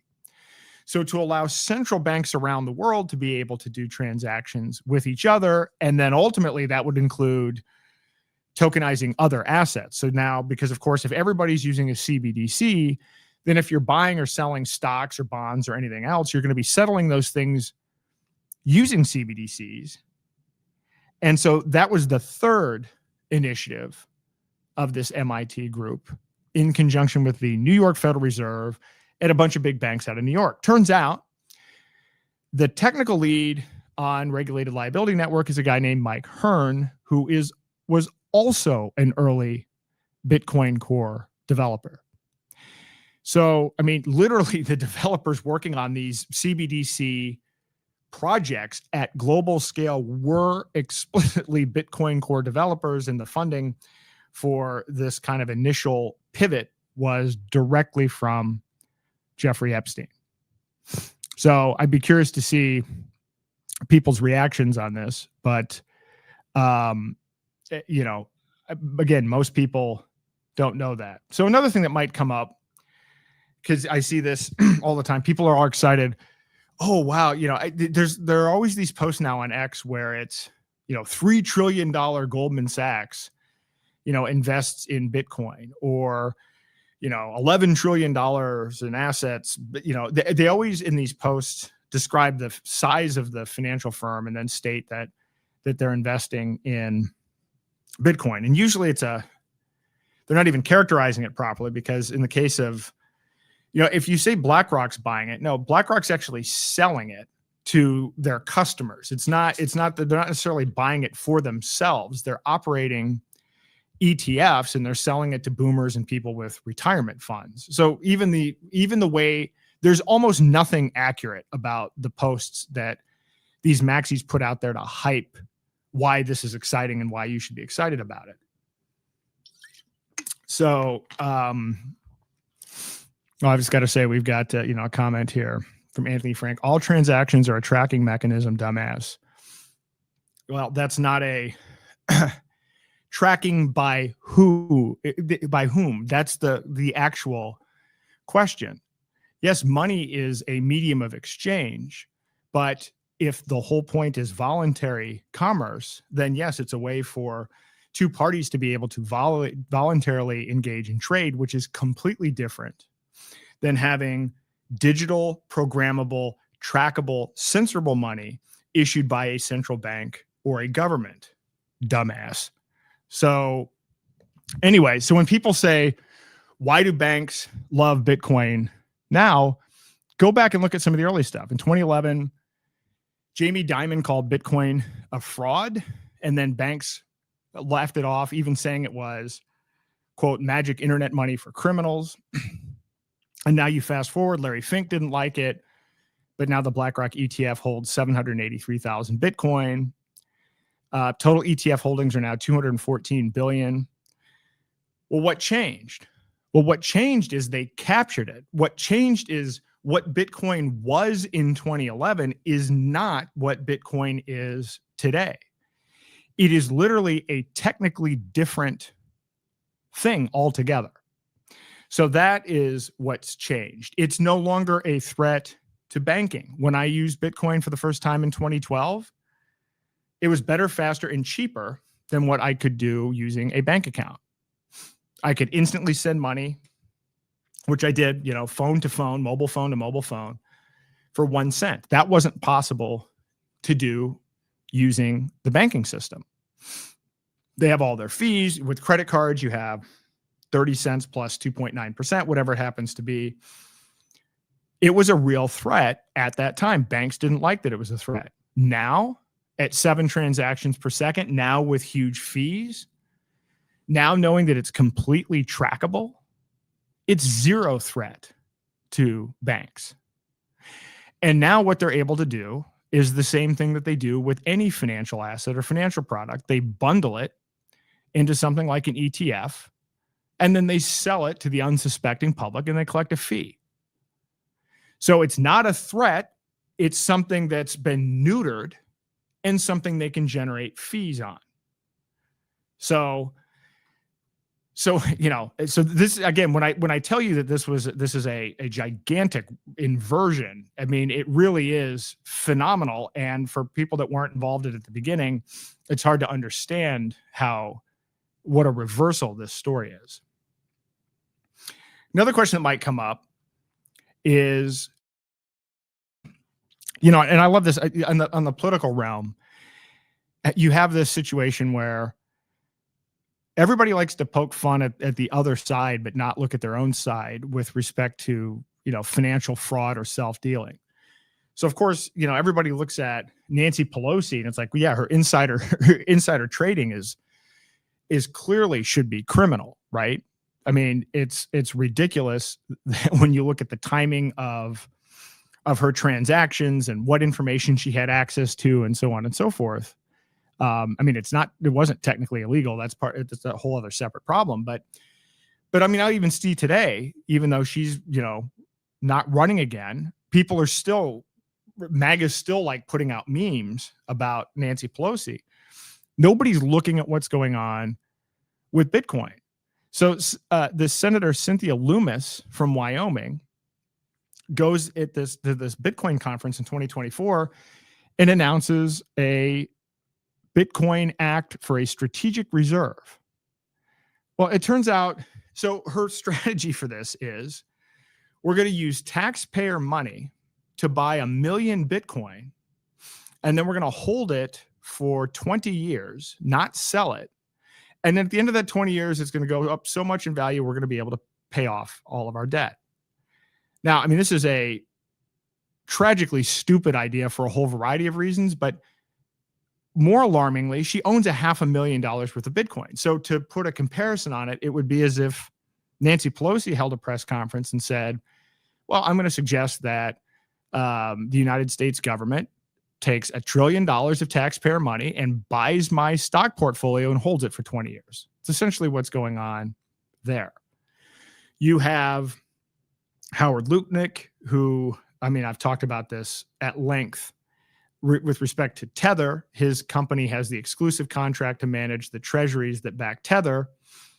And then he pushed the bill that required that all stablecoins be backed by U.S. treasuries. I mean, that's a phenomenally blatant, corrupt action there. But he also is a huge holder of Bitcoin. Trump now has a huge holdings in Bitcoin, and then has his World Liberty Financial. And again, people say, well, this kind of stuff, I thought we were supposed to not have these kinds of direct dealings, but the Trump family now has multiple meme coins. They actually have their own stable coin, and nobody's talking about this. Nobody's talking about, do we really think it's a great idea that they're pushing either for the theft through civil asset forfeiture or the use of taxpayer money to buy an asset that they themselves hold? That seems not ideal. And it's not just them. I mean, it's Democrat. There's a whole bunch of people that are doing this, but obviously the leaders on this now are on the Republican side of the aisle. And now, as of today, there was Warren Davidson's announcement that this bill hasn't passed, but you'll be able to pay your taxes in Bitcoin, not pay capital gains, and then the government can take that Bitcoin and put it into the strategic reserve. I mean, it's a phenomenon. And in New Hampshire, we have our state rep who just put something forward to do $100 million bond offering backed by Bitcoin, and he's a huge Bitcoin holder. So a lot of these people aren't necessarily Liberty people, although Cynthia Loomis, positions herself as a Liberty person. These Liberty people in New Hampshire claim that they are. They're clearly not, in terms of what they're doing as a matter of cronyism and self-dealing. But people might be interested in that. I mean, the same crowd that doesn't like the insider trading and doesn't like, these other deals, Burisma and Biden being on energy boards, might be interested to understand what our active politicians are doing right now with the money supply, whether it's in Bitcoin or stable coins, which are a digital form of the dollar. Another question that might come up is what happened to, and this is interesting, again, depending upon who you're at the table and how familiar this concept is, the propaganda on this has been,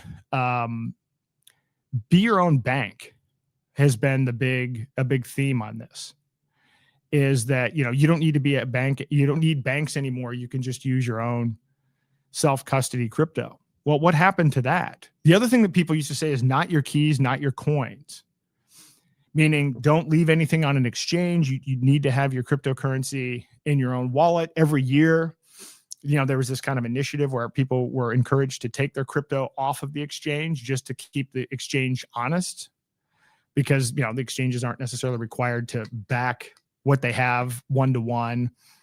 And Lord knows most of the large exchanges have collapsed historically. And so this was part of the ethos. Well, what happened to that? What happened to that ethos? Not your keys, not your coins became trust BlackRock. 90% of retail Bitcoin sits on exchanges or in ETFs. BlackRock controls 783,000, as I've already mentioned. It's gotten so absurd. We've gone from a cryptocurrency you have in your own hands to let's look at what's going on with Michael Saylor and MicroStrategy, or I guess now called Strategy. So, I mean, we now have these treasury companies where we have companies that go out there and raise money for the purpose of buying Bitcoin. But then they don't even have the Bitcoin in their own self-custody. So in the case of Strategy, Saylor's company raises money from the public, buys Bitcoin, and then has it stored at Coinbase. I mean, this stuff is removed from use, removed from circulation. And in some cases, people are 2, 3, 4 levels removed from ever touching Bitcoin. It's the opposite of be your own bank. So the idea that every person is their own financial institution, that has been completely disbanded. Now, the thing is, maybe that's maybe people like the new model, but the problem is that some of the old propaganda is still being used.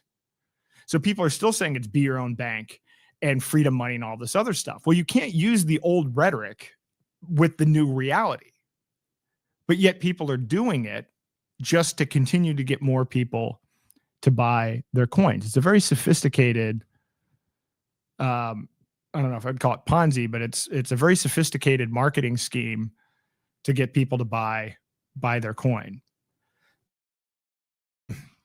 So another question that might come up is, well, why does Bitcoin only handle 7 transactions per second? Or put differently, you might offer up the question, did you know Bitcoin can only handle 7 transactions per second? Now, I wouldn't necessarily expect that people have a lot of knowledge about that. I mean, that may or may not even be interesting because people might not think about, well, how many transactions does the current system do? But Visa can do 65,000 transactions per second at peak. And that's just Visa. Then you have MasterCard, then you have direct deposit. Now we have something called FedNow for banks to be able to do transfers between banks. And at the very beginning, Bitcoin was supposed to be able to compete with Visa kind of out of the gate, not 30 years in the future, but within a very short period of time getting going. It was always intended to be able to be used at that. So why is it stuck at 7 transactions per second? And if you want to know the full story, read Hijacking Bitcoin. But you had this whole scaling wars thing, big blocks versus small blocks, and there were a lot of tactics used by people, a lot of propaganda and censorship, and there are people who would argue both sides of it. And but now we know that in a big way, in part, Hijacking Bitcoin uncovered that there was a guy by the name of John Dillon who paid one of the Bitcoin core developers, a guy named Peter Todd, to implement this thing called replace by fee, which I mentioned earlier. So this was the solution to, we're going to keep the blocks small. And then the solution to that is, well, we need to build a way for people to be able to pay to get their transactions processed faster. So this guy, John Dillon, pays Peter Todd, because remember, it's an open source project. There's no funding for it. Well, it turns out this guy, John Dillon, is tied to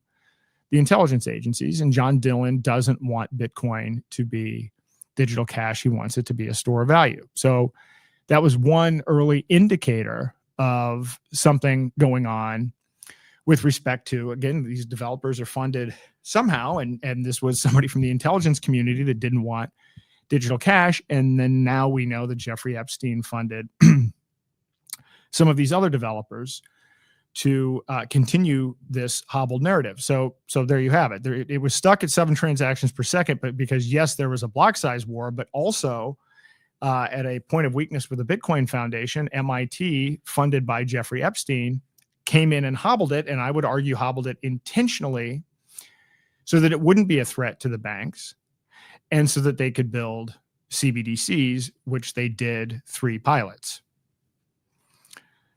Slide the next point of this, and I'm actually not advancing through on these these slides very well, but here we go.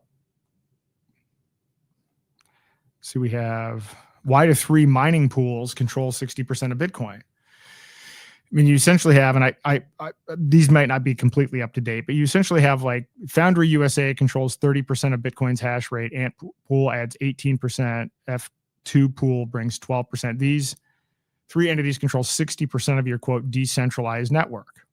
So one phone call from the US or Chinese government to these 3 companies ends the censorship resistance.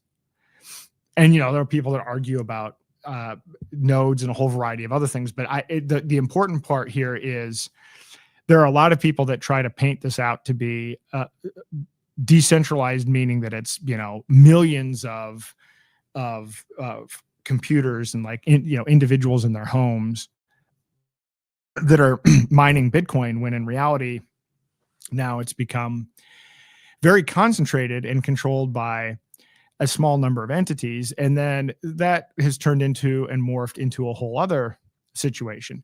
And by the way, compare this to the Federal Reserve. You have 12 board members versus 3 pool operators for Bitcoin. And now it's become even more bizarre. So now you have mining operations that are, you know, implementing know your customer stuff when they mine the Bitcoin. And so there's, you know, and because Bitcoin requires so much energy, it's not like you can hide having a massive data center. So this has become a pretty significant issue.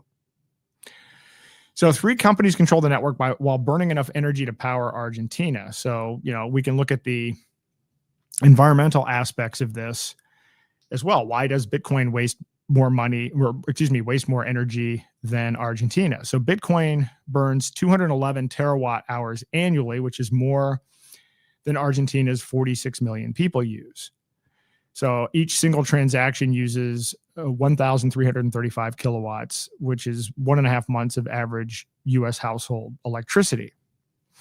And for what? For 7 transactions per second. I mean, that's the issue with this. This might not even be as much of an issue, but the fact that you're only doing 7 transactions per second, this isn't about securing the network. It's environmental destruction for an intentionally crippled technology. So that might be an interesting topic of conversation. So burning the planet for 7 transactions per second. And by the way, I brought this up before. You know, look at what's going on now. So we have this situation where we have the AI race, and then we also have crypto. Although I think even the argument that it's a national security, there have been people that Bitcoin turned into such a psyop that people were actually having people from military, what was the soft war, people that were actually from the military trying to frame Bitcoin as being important as a national security issue, and that this is going to solve wars and everything else. I mean, and the whole thing is just absurd because a lot of people, Trump gets a lot of play out of blaming China for everything, or saying that, you know, we're going to compete with China.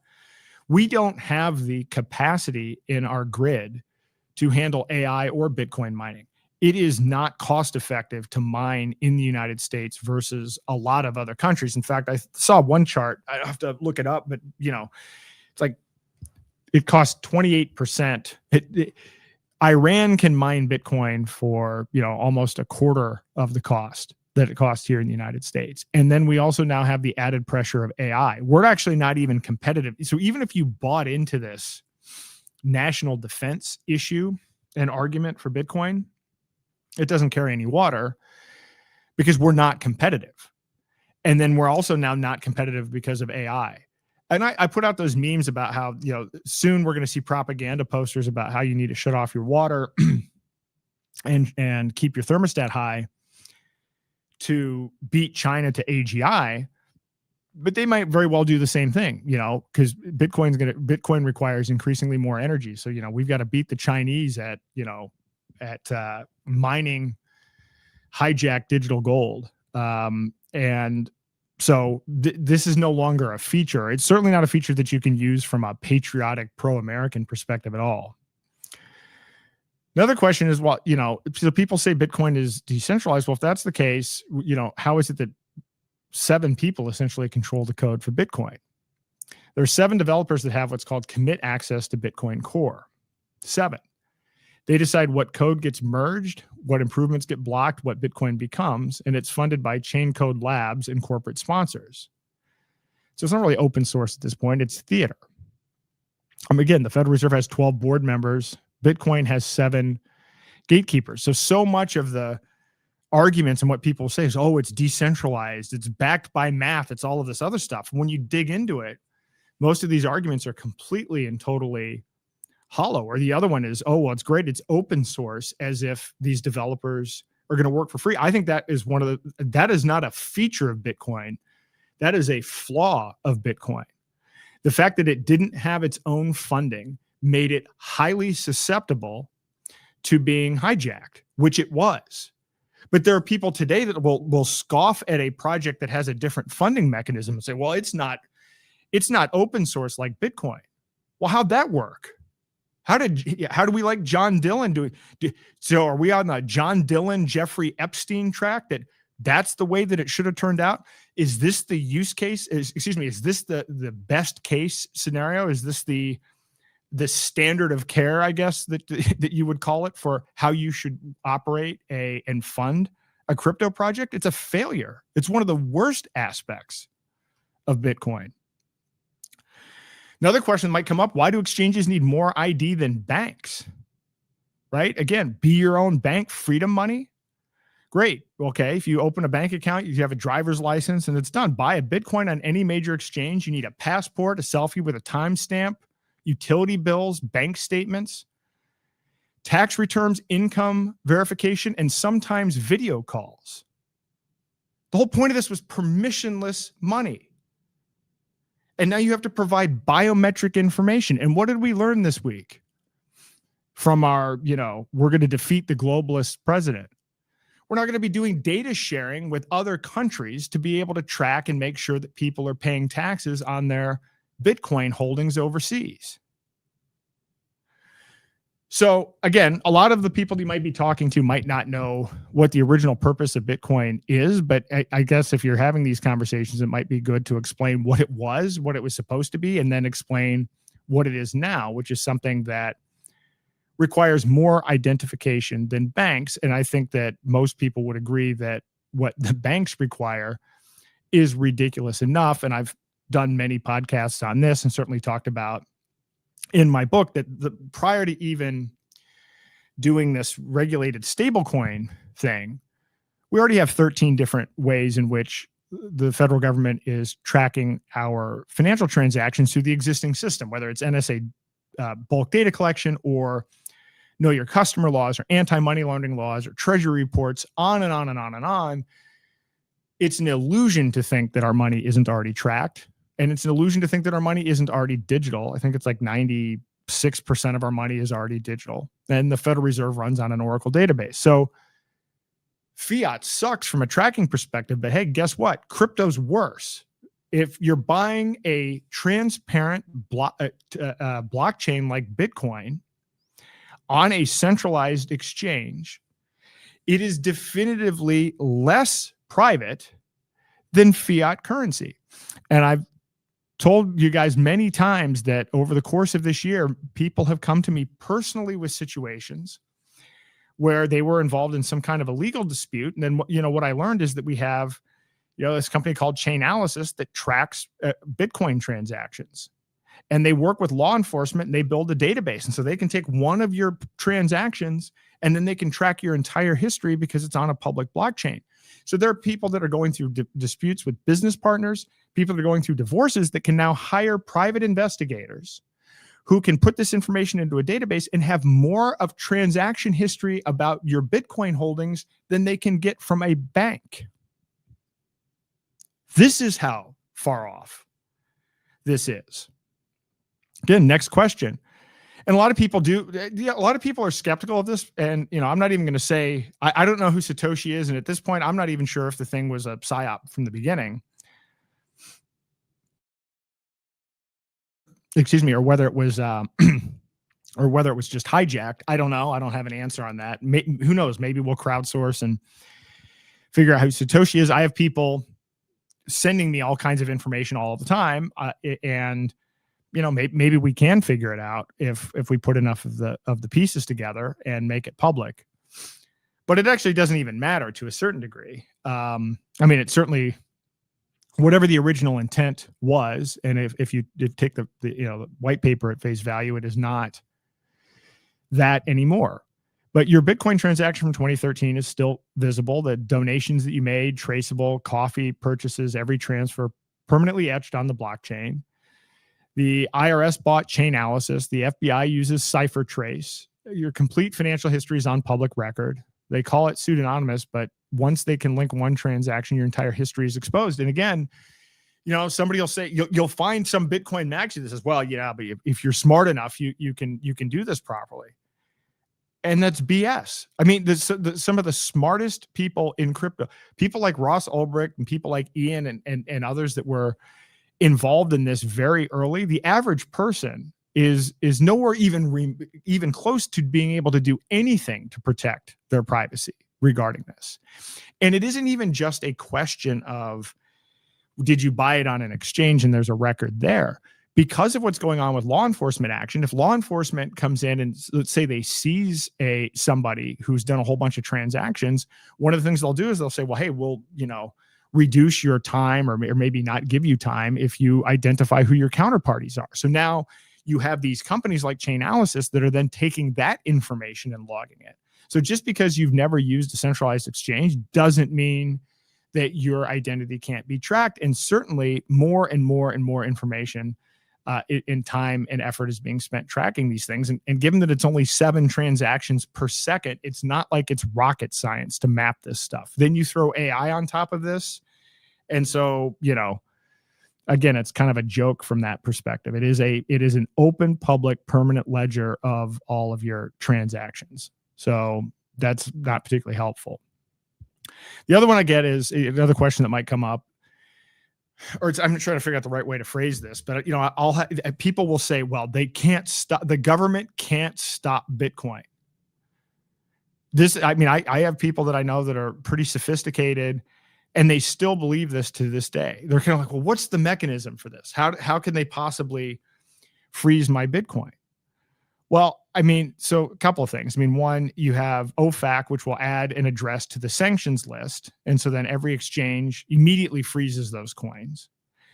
Tainted Bitcoin becomes worthless. You can't sell it. You can't spend it. You can't use it.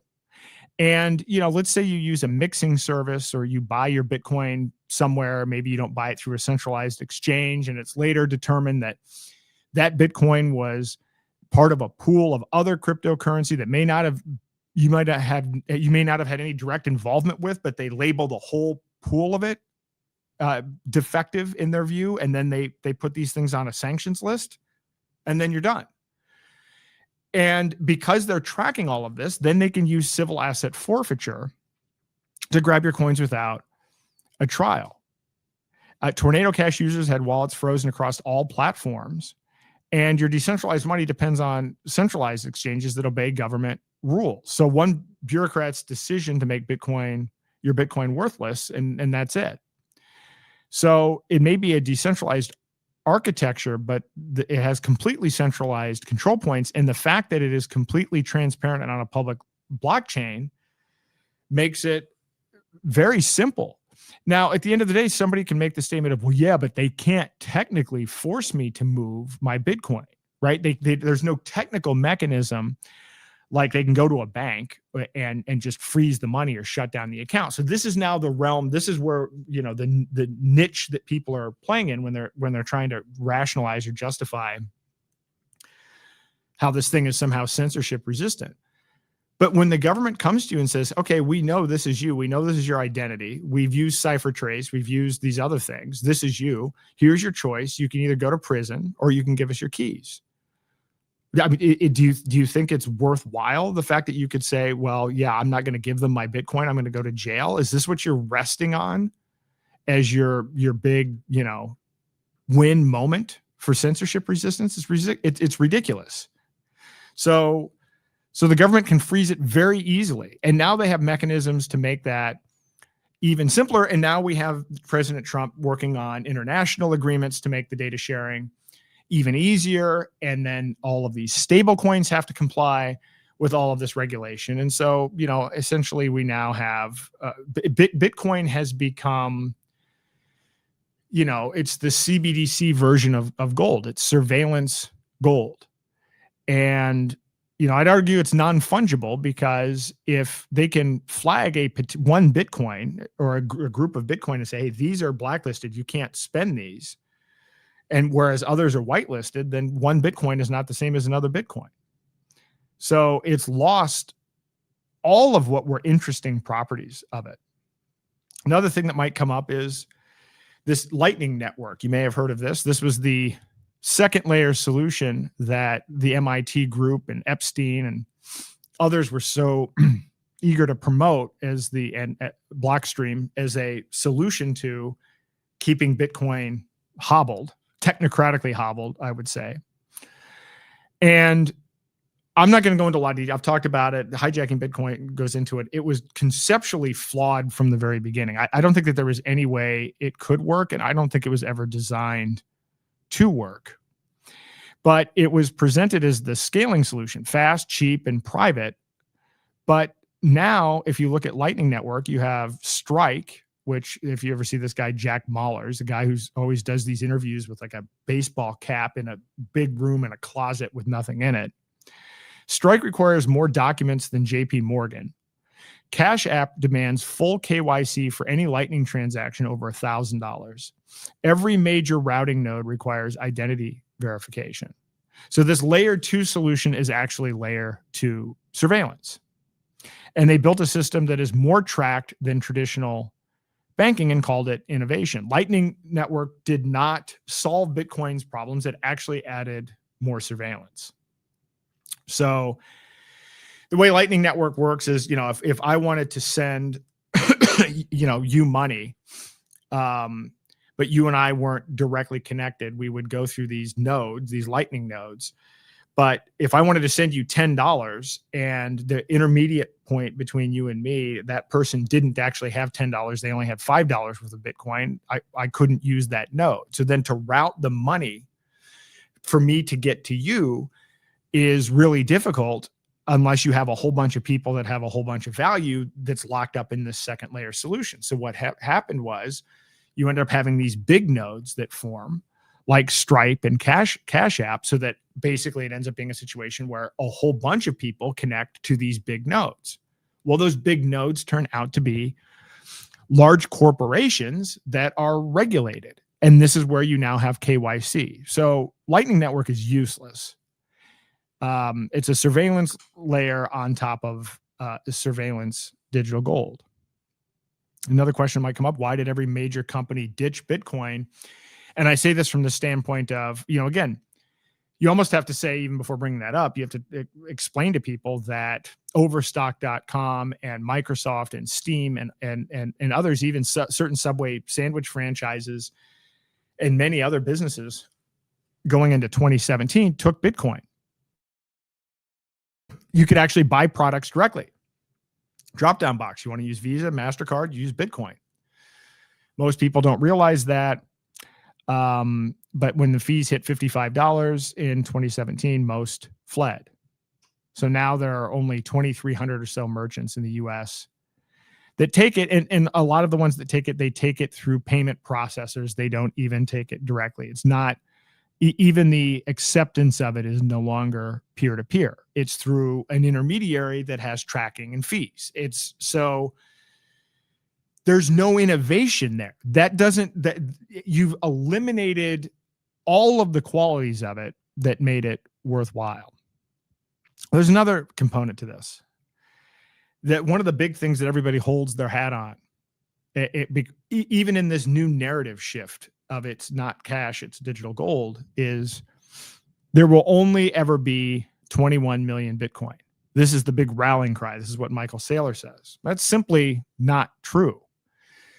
That is not necessarily true. And, to explain this, every 10 minutes, you have blocks that are mined. You have these computers solving these math problems, and the miners that solve the math problems get a what's called a block reward. That started out as 50, and then every 4 years that number gets cut in half until such time way out in the future it stops at a hard cap of 21 million.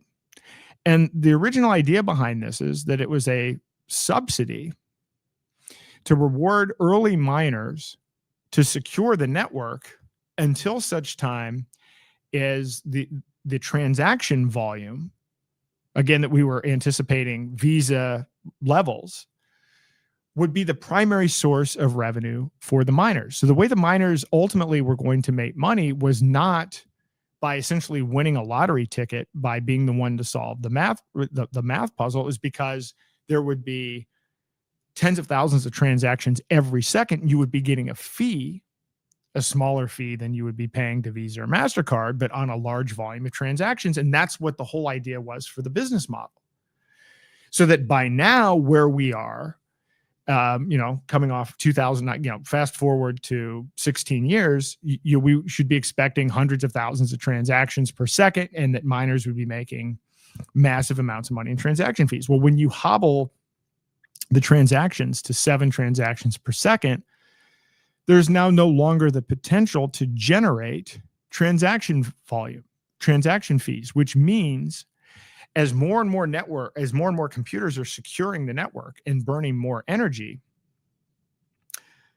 the only way that, and by the way, which is a very high cost business, you have to invest a lot of money in equipment, which you have to stay on top of to make sure that you are using the best, what are called ASICs, that are the most efficient and effective at processing and solving these math puzzles.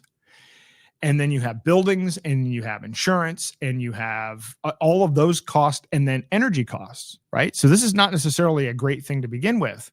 And when you consider that now at this point, what it's become is not even about the transaction fees, but people are just having all of these capital equipment expenses to effectively buy a lottery ticket. Well, what happens if the price doesn't go up? In fact, with what's going on right now with the pricing, if the price of Bitcoin drops much more, you will see mining operations that go bankrupt.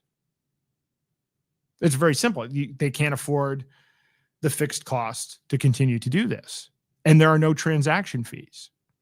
So what's going to happen at this point? Because what everybody touts about this is, well, what's great about it is the security, and we have all of these miners. Well, the only reason that you have these miners is because the number has gone up artificially, but you don't have that transaction volume. So since the transaction volume will never be there because you're only doing 7 transactions per second, it's already been floated that there should be an increase in the supply of Bitcoin beyond 21 million. In fact, that same developer, Peter Todd, who I mentioned that this guy, John Dillon, paid to make that change to Bitcoin for this replacement by fee so that you could bid to have your transaction go through faster in this artificially capped model. A couple things about Peter Todd. He has been floating publicly the idea that the 21 million cap should be increased, which isn't a hard thing to do technically. I mean, this is not something that is technically impossible. There are people that will make you believe that it's technically impossible to increase the supply. That's not the case at all. It's actually fairly trivial. You have to get nodes and others on board, but the reality is if the price crashes and then the miners drop out, then Bitcoin becomes insecure. So if the entire purpose of Bitcoin has now been to be digital gold because you can't use it for transactions, but now it's not secure and is subject to what's called a 51% attack, then what's the value at all of Bitcoin, even in a store of value perspective? So inevitably, when you look at the ETFs that BlackRock and others have put in there, they have put in as a risk factor that they could increase the supply from 21 million to some other amount, or they could fork or change the code entirely. So this is a fundamentally important thing for people to understand, because the Bitcoin maxi thing has become a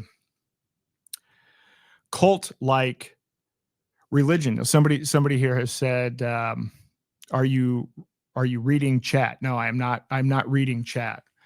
I have some notes that I've written down, but this is stuff that I've been talking about, and I wanted to make sure I had my kind of list of facts. But no, I'm not reading chat on this. So this is what's going on with this 21 million cap. So read yourself. Go to the ETFs. Ask your family members. So I built this ownnothing.org website, which ultimately a week from Monday, I'm going to roll out the next version of it. But the whole idea is you can put a link to these click wrap agreements that we sign, and you'll get a score that shows you how many of your rights have been given away, your privacy, economic interests, so on and so forth. And so that's one part of it. But the other part I'm going to integrate in it is the ability for you to chat with the contract and get an explanation of what it means in human terms. So these ETF agreements are huge. Your banking agreement is massive. Your terms and conditions for everything are massive. Rental car agreement, everything. As I've stated, I think the average American signs 200 of these click wrap agreements every year, and we couldn't possibly read them. It would take, originally when I reported on this, it was an hour a day, 365 days a year just to read the contracts. Is more like 2 hours a day, 365 days a year. But what I'm suggesting is, you don't need my interface to do this. Take the contract and cut and paste it and put it into any language model and ask it questions, and ask your BlackRock ETF if there's a phrase, a term in there that says the supply of Bitcoin might be increased from 21 million. Also, while you're at it, ask if there's a provision in the ETF that says that there's a risk factor that the government might confiscate the Bitcoin in the ETF. Because I don't know if I have this as one of my 20 questions, but since now people have been conditioned to think about this in terms of gold, well, we know what FDR did to gold in the 1930s. And in many respects, it would be easier to confiscate Bitcoin than it would physical gold, because with physical gold, you at least actually had to go somewhere. And when you study and what happened under FDR is they would go to vaults, and they would go to locations where safety deposit boxes, places where there was centralized storage of gold, and they would confiscate that directly. But a lot of people that had their gold at home, even though you were legally obligated to turn that gold in, about 25% of people didn't. They, quote, kept it in their own self-custody. Well, these people that are buying in an ETF have no shot at that. If all of a sudden the government decided, and does it sound outlandish to you that the government would confiscate Bitcoin? They've already done it. That's how we have 325,000 Bitcoin. So this isn't even something that people should say, oh, well, the government would never do that. Well, because I don't know why anybody would trust government at this point anyway. But even with respect to the confiscation of Bitcoin, they have been doing it actively. And these ETFs would make that something that could happen in an instant. And they'd use national security or whatever. We've got to defeat China. We've got to stop money laundering. We have to stop drug dealers, or whatever it would happen to be. And with a click of a button, they could confiscate these ETFs. Another question, certainly I will pose to people. I guess I don't pose these things. I've been posing these people for a long time, but you might ask, why are libertarians begging Congress for help? If you look at what happened during the election, to me it was it was a travesty. You have the Winklevoss twins. You had these super PACs emerge. What was it called? The Fair Shake PAC or something like that. And they would invest in all these different races, and all they were looking for was somebody that was pro-Bitcoin. But what does pro-Bitcoin mean? Because if the whole point of Bitcoin was to be peer-to-peer digital cash that you don't use with banks or third parties, then why do you even need regulation to begin with? Well, it turns out that's not what it is that they're looking for. They're looking for, and they want Wall Street participation in these projects. They want the tracking. They want the flow of funds. They're perfectly happy with dumping Bitcoin onto pension funds and everything else. They're perfectly happy to have local governments start buying Bitcoin because it has nothing to do with the general idea of freedom that comes about when people have a form of money that they can use without third parties. It's about their personal economic freedom. And to the point, this Fair Shake Pact that the Winklevoss twins funded in part, the first person that they put a huge amount of money behind was Adam Schiff in California. When you actually look at the politicians that they supported, yeah, they were single issue, but I mean, they picked people that were, if you wanted to kind of rate them broadly on a liberty scale, people that you would not even put in a, you know, like they're the bottom quartile in terms of overall liberty position. So it's all become about cronyism. And by the way, when you press them on them, you know, for me being, you know, whatever, libertarian, I don't even know if I want to call it libertarian. I don't even know how to specify it because I've tried to not engage in politics, but going to these libertarian meetings or hanging out with libertarian groups, there's still this thing. They're selling the propaganda. Well, they're not selling the propaganda. They're selling the promise from 2012, even though the product that they're actually delivering looks more like the CBDC version of gold.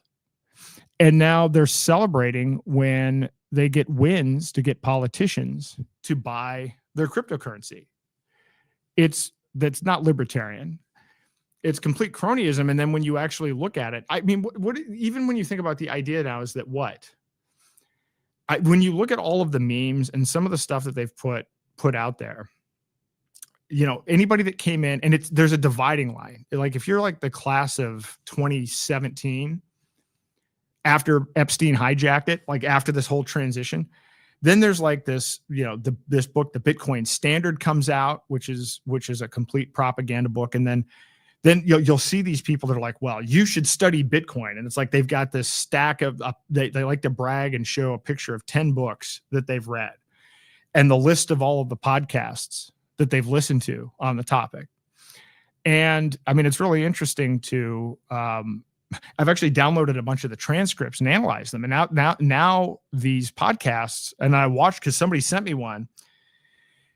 I stopped watching them a long time ago. And I watched about a half an hour of it. And I'm like, they're sitting there talking about why they hope that Michael Saylor's company gets listed in the S&P 500, because that is going to mean, you know, blah, blah, blah, blah, blah, blah, blah. Like the early podcasts were, yeah, we're going to beat the central banks and we're going to stop funding war and tyranny. And now people are sitting around with like this circle of podcasts where everybody's referring to one another. And in the end, it's all just hype and propaganda to pump the cryptocurrency. And it's completely devoid of any element of freedom. I spoke to some people that went to the last Bitcoin conference, and they said they couldn't even believe it. They said it was unrecognizable from kind of the early days, in that there wasn't anybody talking about freedom. It's been completely compromised. But, you know, if you know some people, ask these people why they're pushing for and why they're on board with and comfortable with civil asset forfeiture and the theft of people's coins. Ask them why they're comfortable with and are excited about the idea of using taxpayer money to buy a particular asset, when I'm sure you can find examples of when these very same people talking about other politicians doing the same thing, and then labeling that as cronyism and labeling that as something that is anti-free market. One of the other questions is, why do Bitcoin maximalists block all critics? And again, I mean, I'm posing these as questions, but I guess people wouldn't even, that might not even come up, because for that to come up, you'd have to know that Bitcoin maximalists block all critics. So as I said, Saylor, all of them, Max Kaiser, most of the Bitcoin Core developers have blocked me. And, you know, I've actually found that they have there's a GitHub somewhere that actually has a list. They systematically will just keep lists of people to block, because in fact, I mean, It's effective from an algorithmic perspective based on how X works. If you have a lot of people that mute or block you, that actually affects and determines your reach. So they have been systematically doing this. They did this in a big way, as Roger discussed with the Reddit groups early on, when there was this whole block size war thing. There was a whole issue with censorship and people not being able to even openly discuss and air their position on whether or not Bitcoin should be permanently artificially capped at 1 megabyte or not. People that were very influential were actually kicked out of the discussion. And I mean, I've talked to a lot of people that this happened to, but whatever.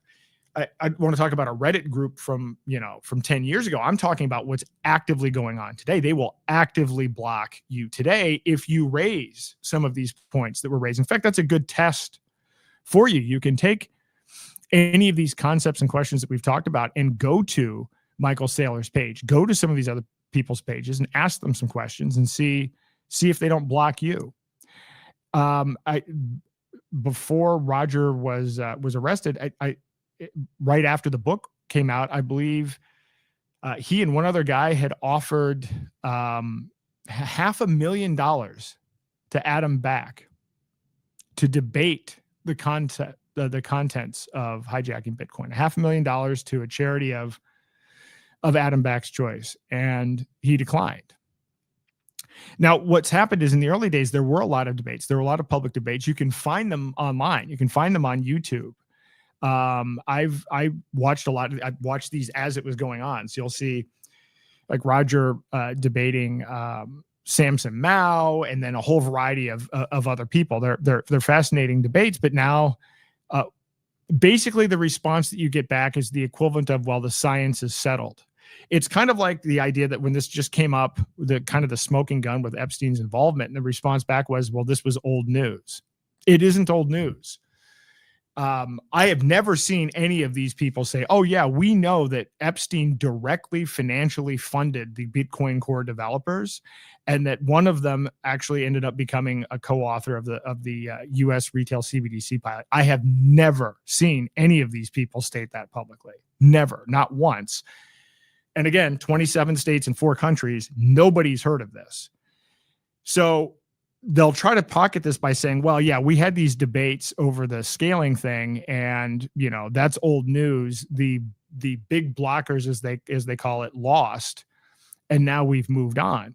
Well, in light of Epstein's involvement, and in light of this new information, and in light of the fact that 99.99% of the people on this planet have never heard of the block size wars, I think that this information needs to become more readily available, particularly now that people are being forced to have their taxpayer money go into this, or at least there are plans and proposals for this. I don't think that the majority of new people buying Bitcoin have any idea what they're buying.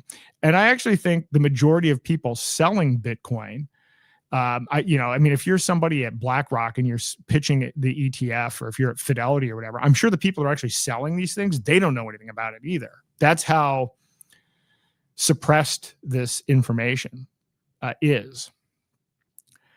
And the last thing is, if Bitcoin succeeded, why does the system love it? And I think we kind of touched on that earlier, which is that, Wall Street owns ETFs worth $214 billion. Government owns 327 coins. And the way that it's presented is, well, we won, right? So they'll play the clip of Jamie Dimon saying that, oh, this thing is going to be useless, it's fraud, it's for money laundering. And then now the narrative is, well, we won.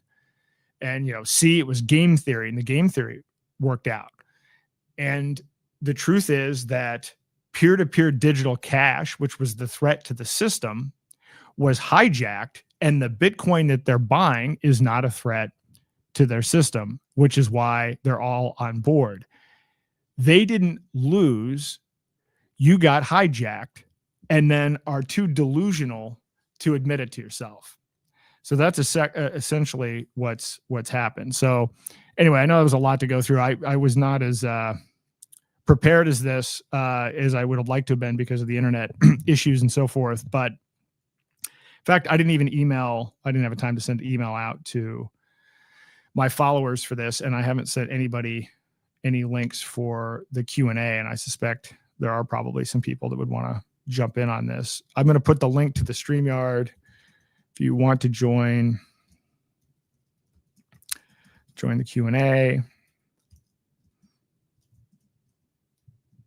I don't think I'm going to go too long tonight because I want to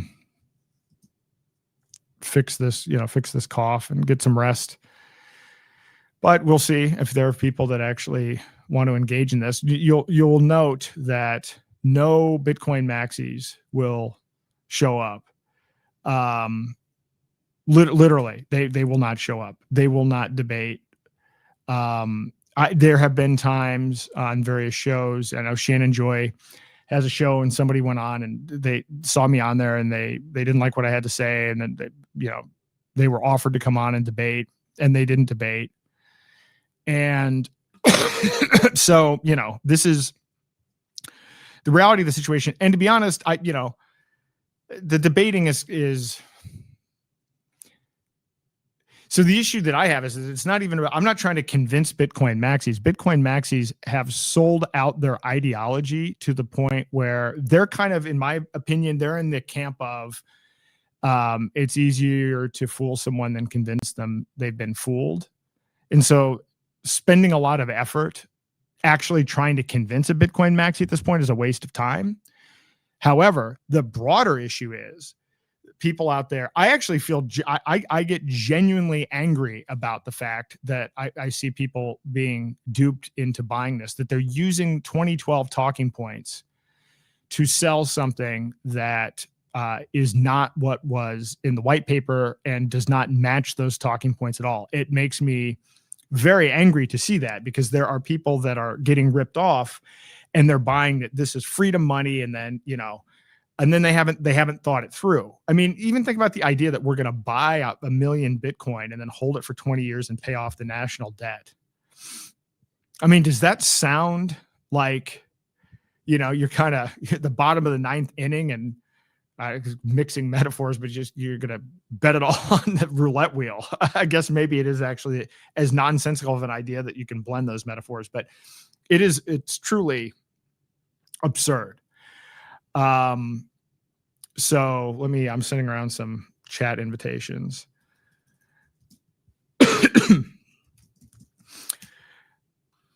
But this is what people believe. And then they've tried to turn it into an America thing. And by the way, as I've said with AI, they're going to try to get people to ration their electricity on the basis of beating China, even though the companies that are being supported with this, like Oracle and OpenAI and SoftBank, et cetera, are globalist technocratic organizations that have contracts and work with China. This is how snowed we are. This is how the political thing completely has gone off the rails on these issues. But I do see a real similarity with digital currencies and AI. And by the way, as I say all of this, again, I'm not anti-crypto. I am for stopping basically the complete crushing of our free will through technocracy. And that cannot be done through a 7 transaction per second surveillance blockchain that the government can confiscate. I like privacy coins. I like Xano. I like Freedom Dollar. I like Monero. I like other privacy coins. I like the idea that we can go back to what people originally thought Bitcoin was and have a medium of exchange that we can use to engage in transactions with one another that can't be programmed and tracked and censored by the government. And that's actually a necessity once you understand technocracy. This is the reason why I will continue to bang on the importance of technocracy.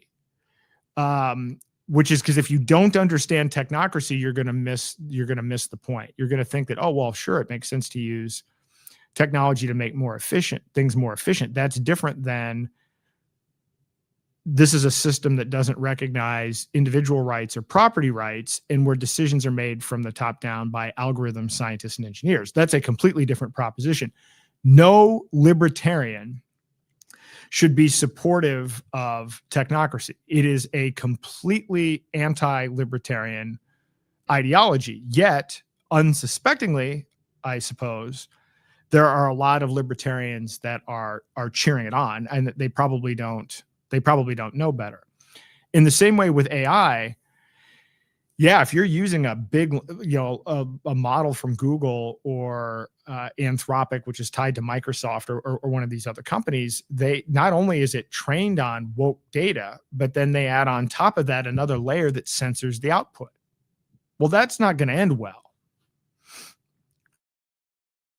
I mean, this has the capacity to be significantly worse than the rate at which search engines became censored. I mean, in the early days before Google, there really wasn't censorship. You'd use something like InfoSeek or Alta Vista, and whatever the search results were, the search results that based on the text of the page. I mean, the search results might not have been great in terms of their accuracy, or it may have been very easy to manipulate if you were somebody who knew how the search engines work. But it wasn't this like blatant, hey, we're working with the CDC and we're working with this group of people, and like we're literally not going to allow a wide swath of content to even be indexable.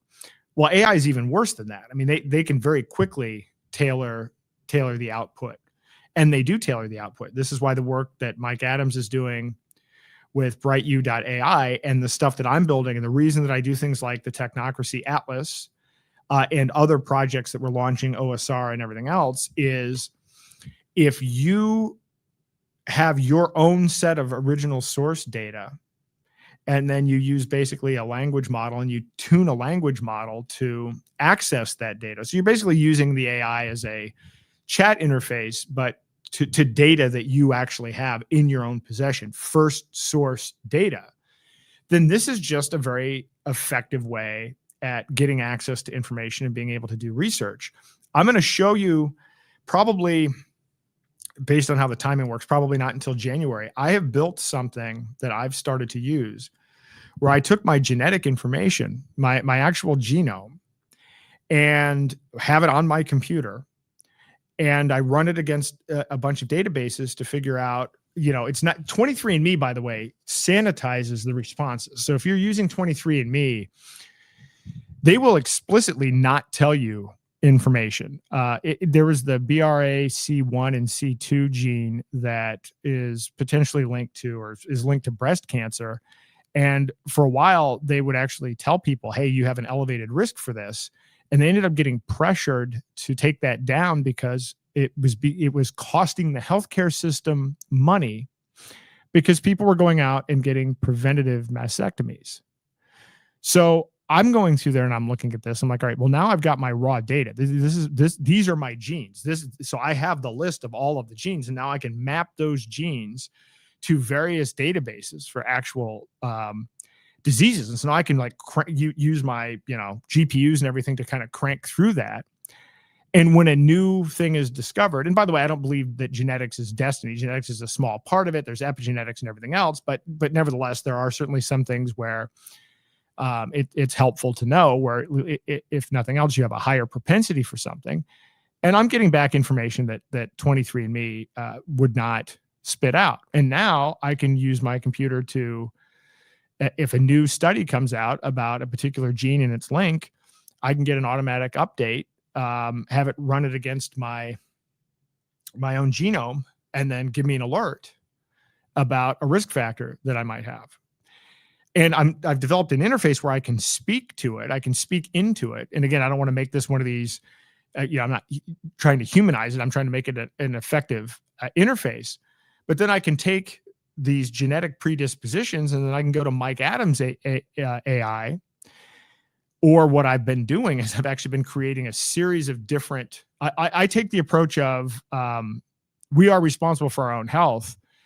But why not? I can take all of the YouTube videos for, Dr. Berg or Brecka or whatever it happens to be. Whatever I have a risk factor for, then I can go research what maybe the top 2 or 3 people are after I've done the research. And then I can download all of their information and books and then interact with basically a chatbot talking to these kind of simulated versions of these doctors based on my actual genome. And then I can also chat with, I can look at homeopathy. I can look at a whole variety of different modalities for treatment. And I can do this all by interacting with it by voice or just by through a kind of a chat interface. Well, I mean, you're never going to get anything like that from a doctor. A doctor won't know your genetics and is trained to only spend about 8 minutes with you and then promote whatever the pharma solutions are that their medical training and medical malpractice insurance offers. So I bring this up as a way to say, okay, well, this is a powerful way to use AI because I'm doing this in a way where I'm not sharing my data with anyone. My data remains on my computer. This isn't even a HIPAA thing. I'm completely driving my own decisions all the way across the board. And that's a powerful way to use AI.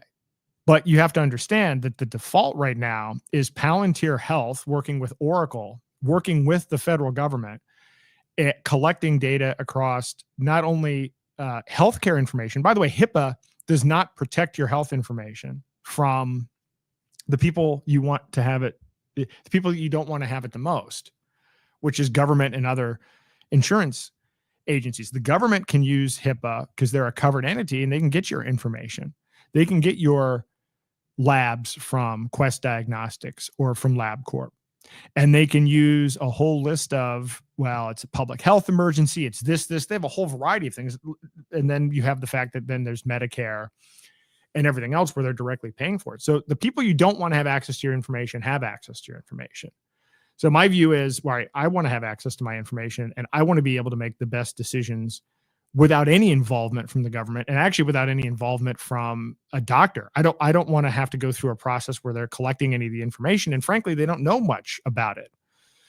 The ability to map your own data across, against all of these databases is certainly better than the diagnostic tools available to your doctor. In fact, the doctors are they're archaic. I mean, I haven't been to a doctor in 15 years, but but the typical process is you go in and you have to fill out the same paperwork. You go to the front desk and there's an intake form. It's like, I'm already a patient here. Why don't you have this record? And then you fill out the paperwork and then you go to a nurse and then the nurse asks you to fill out the paperwork again. And then the doctor comes in. It's like the entire process is absurd. And obviously the number of medical errors and everything else. But what I'm saying is there's a really powerful way to use AI to access kind of the world's historical knowledge about health as it pertains specifically to your genetics and your own behavior. And this can be done outside of the government and third parties knowing about it. So that's a powerful thing. So privacy coins are great. Self-custody AI solutions and other things like the kind of things that I'm trying to work on now and build and the tools, the whole point of the Technocracy Atlas is this is going to be, it's open source, free, publicly available, and, ultimately fully censorship resistant. It's not to start because I'm trying to get it fully functional, but I mean, I'm going to use things like IPFS. And so everything's decentralized is just to make these tools available to empower people. This is the way that we fight back. We can't hide from AI. There are a lot of people that are doing that now and or trying to project that it's a bubble and that it's not actually going to jeopardize their job or anything like that. That's not going to end well. Hiding, nor is, kind of like hiding in the woods strategy either. Technocracy is an ideology, is a global ideology, and it is a top-down control system. So it's incompatible with other systems by its design and by their stated intent. And so this is why it's so important to understand what technocracy is so that you don't get stuck with it. You don't get trapped by it. And you realize that a lot of people don't take action because they're afraid of some bad thing that might happen in the future. So in other words, it's not illegal to use privacy coins now. It's not illegal to do any of the things that we're talking about here, but people will not try them because they think that they might become illegal. Well, I've got news for you. The default is that these things are going to become illegal, because that is what the technocratic plan is. I harp on this Maha thing so much because what's going on with wearables and AI in healthcare, United Healthcare is using AI to process claims, and they're in a lawsuit where it's alleged that they deny 90% of Medicare Advantage claims. Well, then if you actually appeal to an AI. And of course, the rejection rate is like almost 100% on the appeal process. Well, Medicare and Medicaid is going to start implementing AI next year. And again, this is Kennedy's HHS. You have to understand what he said is he wants to make America healthy again. That's not the same as medical freedom.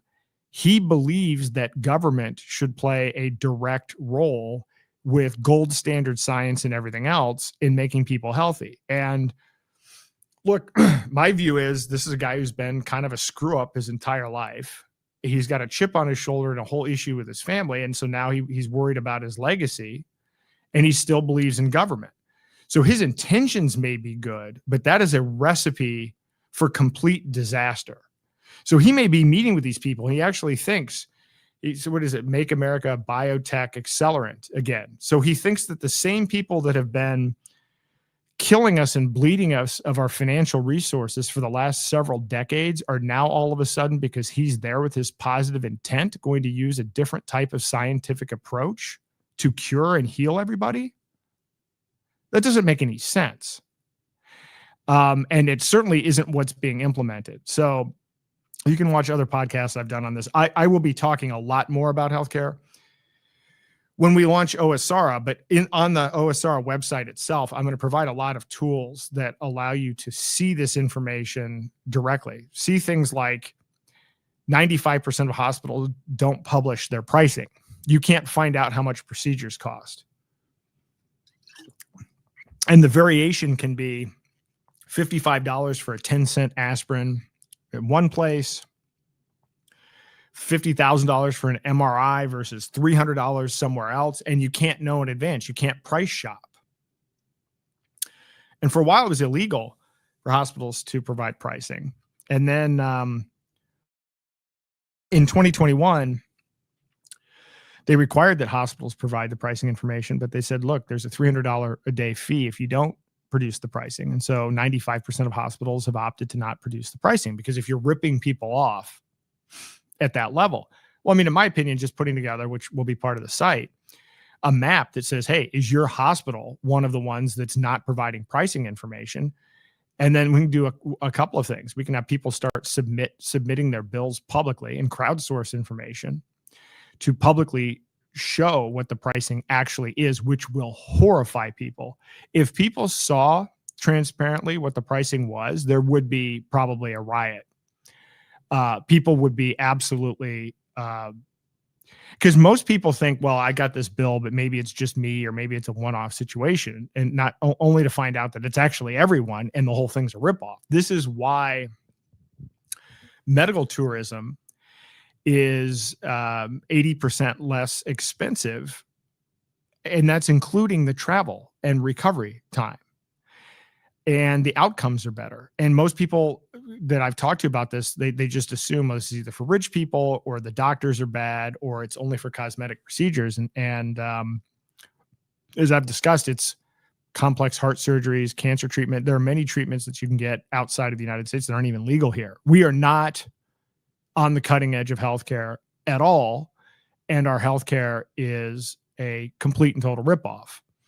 So anyway, the more we make these tools available, the better. So I'm not anti-crypto. I'm telling you that Bitcoin was hijacked, and I'm telling you that what is going on right now is disgusting. And I'm particularly saying, since a lot of you are libertarians, that this stuff needs to be called out. And if anybody wants to challenge me on it, that's great, fine. But what I find is there's this, well, we don't want to rock the boat or whatever. Like I don't even know how we've gotten into the point where people are like, well, we don't want to rock the boat. We don't want to talk about this. They're passing pro-crypto legislation. It's not pro-crypto legislation. Crypto didn't require legislation. The point of crypto was to be outside of that system. So I don't know if it's a self-esteem issue where people want to be now accepted by Larry Fink and BlackRock. They want a seat at the big table, and now they're willing to sell their entire ideology. I don't know what combination of factors has led to this, but people have abandoned freedom entirely and liberty entirely to get behind the train of pushing Bitcoin, to the point where now Bitcoin is associated with liberty and you can't speak against it. And that has to stop. So I'm going to be more vocal. Not that I have not been vocal. I certainly have been vocal, but at this point, it's so important because the basis of technocracy is control through digital money.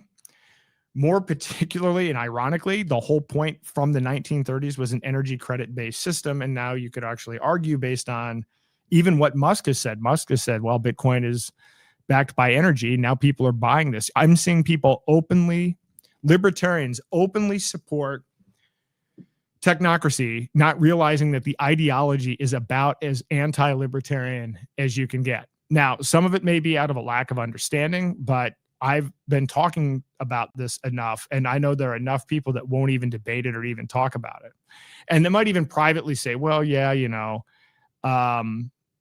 I understand that maybe this is going a little bit the wrong way, but the price keeps going up. Then they'll say, well, the market has spoken, right? Which is this weird case. The market has spoken. Okay, so we've used propaganda and censorship to suppress the alternative view.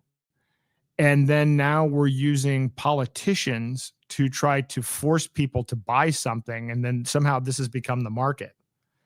And if anybody should understand and be able to recognize cronyism, it should be a libertarian. And they seem to be fully embracing cronyism. So I'm going to call it out simply because we don't have a choice. If we don't start adopting, first and foremost, alternative currencies, we have no ability and capacity to stop technocracy. That's the heart of the control system. So we have lost so much time. We have lost since 2017, and it's demoralizing, and since I've gotten involved with Zano and I've been talking to a lot of people, a lot of the OGs that got into Bitcoin early on because they saw it as a solution to central banks, and then they saw what happened to it, and a lot of them became demoralized. They certainly didn't side with the maxi position, but there was kind of people were lost for a while, because now what do we do? Because now it's become more complicated to explain. I mean, when you have to fight within libertarian circles over freedom money, what shot do you have of expanding it out to others? And so there is some rallying now around the privacy coin space. In general, you may have noticed Zano, Zcash, Monero, all of these other privacy coins have significantly outperformed Bitcoin as of late. And this is despite the fact that, in the case, I think Monero was just delisted again. Every time Monero gets delisted, the price goes up. People all over the world are starting to understand, if a government is trying to ban something, then that's probably where the potential for freedom is. And I was just on a podcast and we were talking about this as well. There's this kind of, Trump presented that the war on crypto is over. The war on crypto is not over for people that are open source developers of privacy technology. People like Roman Storm and the Samurai Wallet people and other Tornado Cash developers and everything else, those people are still getting jail time. Those court cases are still going on. These are people that developed open source software that protects people's Fourth Amendment rights. And why are they still being targeted? Those are the people that the cases should have been dropped first, not Hawk Tua. Or, as much as, whatever, buyer beware. I mean, meme coins are Ponzi schemes. Whether they should be illegal or not is a separate question, but they are blatantly illegal. At least they were under the previous regime. Those people got their cases dropped. But if you were an open source developer and you actually got an opinion letter from a lawyer stating that what you were doing was legal and what you were doing was actually intended to defend people's Fourth Amendment rights, those people are still being prosecuted. Well, why is that? Well, I can tell you why that is. This is why I wrote my book and have spent as much time as I have trying to raise awareness around these political prisoners. They wanted to shut down people, not who were violating the law, but who were promoting freedom-based alternatives to what is becoming an increasingly tyrannical system. Those are the people that were targeted. Those are the people that remain targeted. Those are the people that remain suppressed. So the Bitcoin thing has been a real distraction for all of this. And I know, and again, I get angry and animated about it. I know there's some people that don't know better, but it's the people that I know better. Those are the people that I have an issue with, because they've amassed a following because the price went up. So everybody's like, oh, well, this guy seems to know what he's doing because the price went up or whatever. And so they still have a following. And so they're still reporting the same sound bites. They're still saying the same things that they were saying 10 years ago, even though the project has changed and even though they know better. And then maybe they'll try to weasel out of it. Well, I don't like the fact that it's BlackRock ETFs or anything else. I'm in this for the decentralization. So that's why we should be what decentralization? What are you talking about? What does that even mean? You're using that as a term, but what is the effectiveness? What does that mean when 60% of the hash power is controlled by 3 miners and all of the coins are tracked and can be seized by the government? What do you mean? What are you even talking about? Decentralization. And now that you can't use it as cash, now that the entire purpose of it is digital gold, then what is the the arguments don't make sense. The rhetoric doesn't make sense. And I think these people need to start coming clean. I mean, it's all right to have made a mistake. Maybe some of these people have made a mistake, but the ones that are continuing to push it and continuing to push the same narrative, those people have to be called out. And, I don't think that we can allow this pseudo polite interaction to go on anymore, because it's literally damaging to our ability to fight the threat of technocracy. So anyway, if you want to join the live chat, again, I apologize. I didn't even send out the email. There would be certainly a lot more people here. If and I sent it out to the normal followers of the show, and I did get the invitations out, but I will, I'll put the StreamYard link in. If anybody has any other questions, is it too late to claim the freedom dollars that you gave away? No, it's not too late. Most of them have been claimed. I did notice that some have gone into my spam filter, which is bizarre because I had a chain of everyone. I blind carbon copied everyone, and then somehow something got into the thing. So no, you can still claim that. If you wouldn't mind, DM me on X at Aaron R. Day. That way, in case there's any spam issue, and I certainly will send those out ASAP. Let's see. Yes, much of the crypto and Bitcoin space talks doesn't make sense unless it's exactly what it was meant to be or hijacked to be. Yeah, it is. I don't know. I mean, at this point, how do you look at that Epstein email and then still try to rationalize that? Directly funding those devs, and then knowing that they also directly funded the CBDC pilots. Like, how can you look at that and say, oh, okay,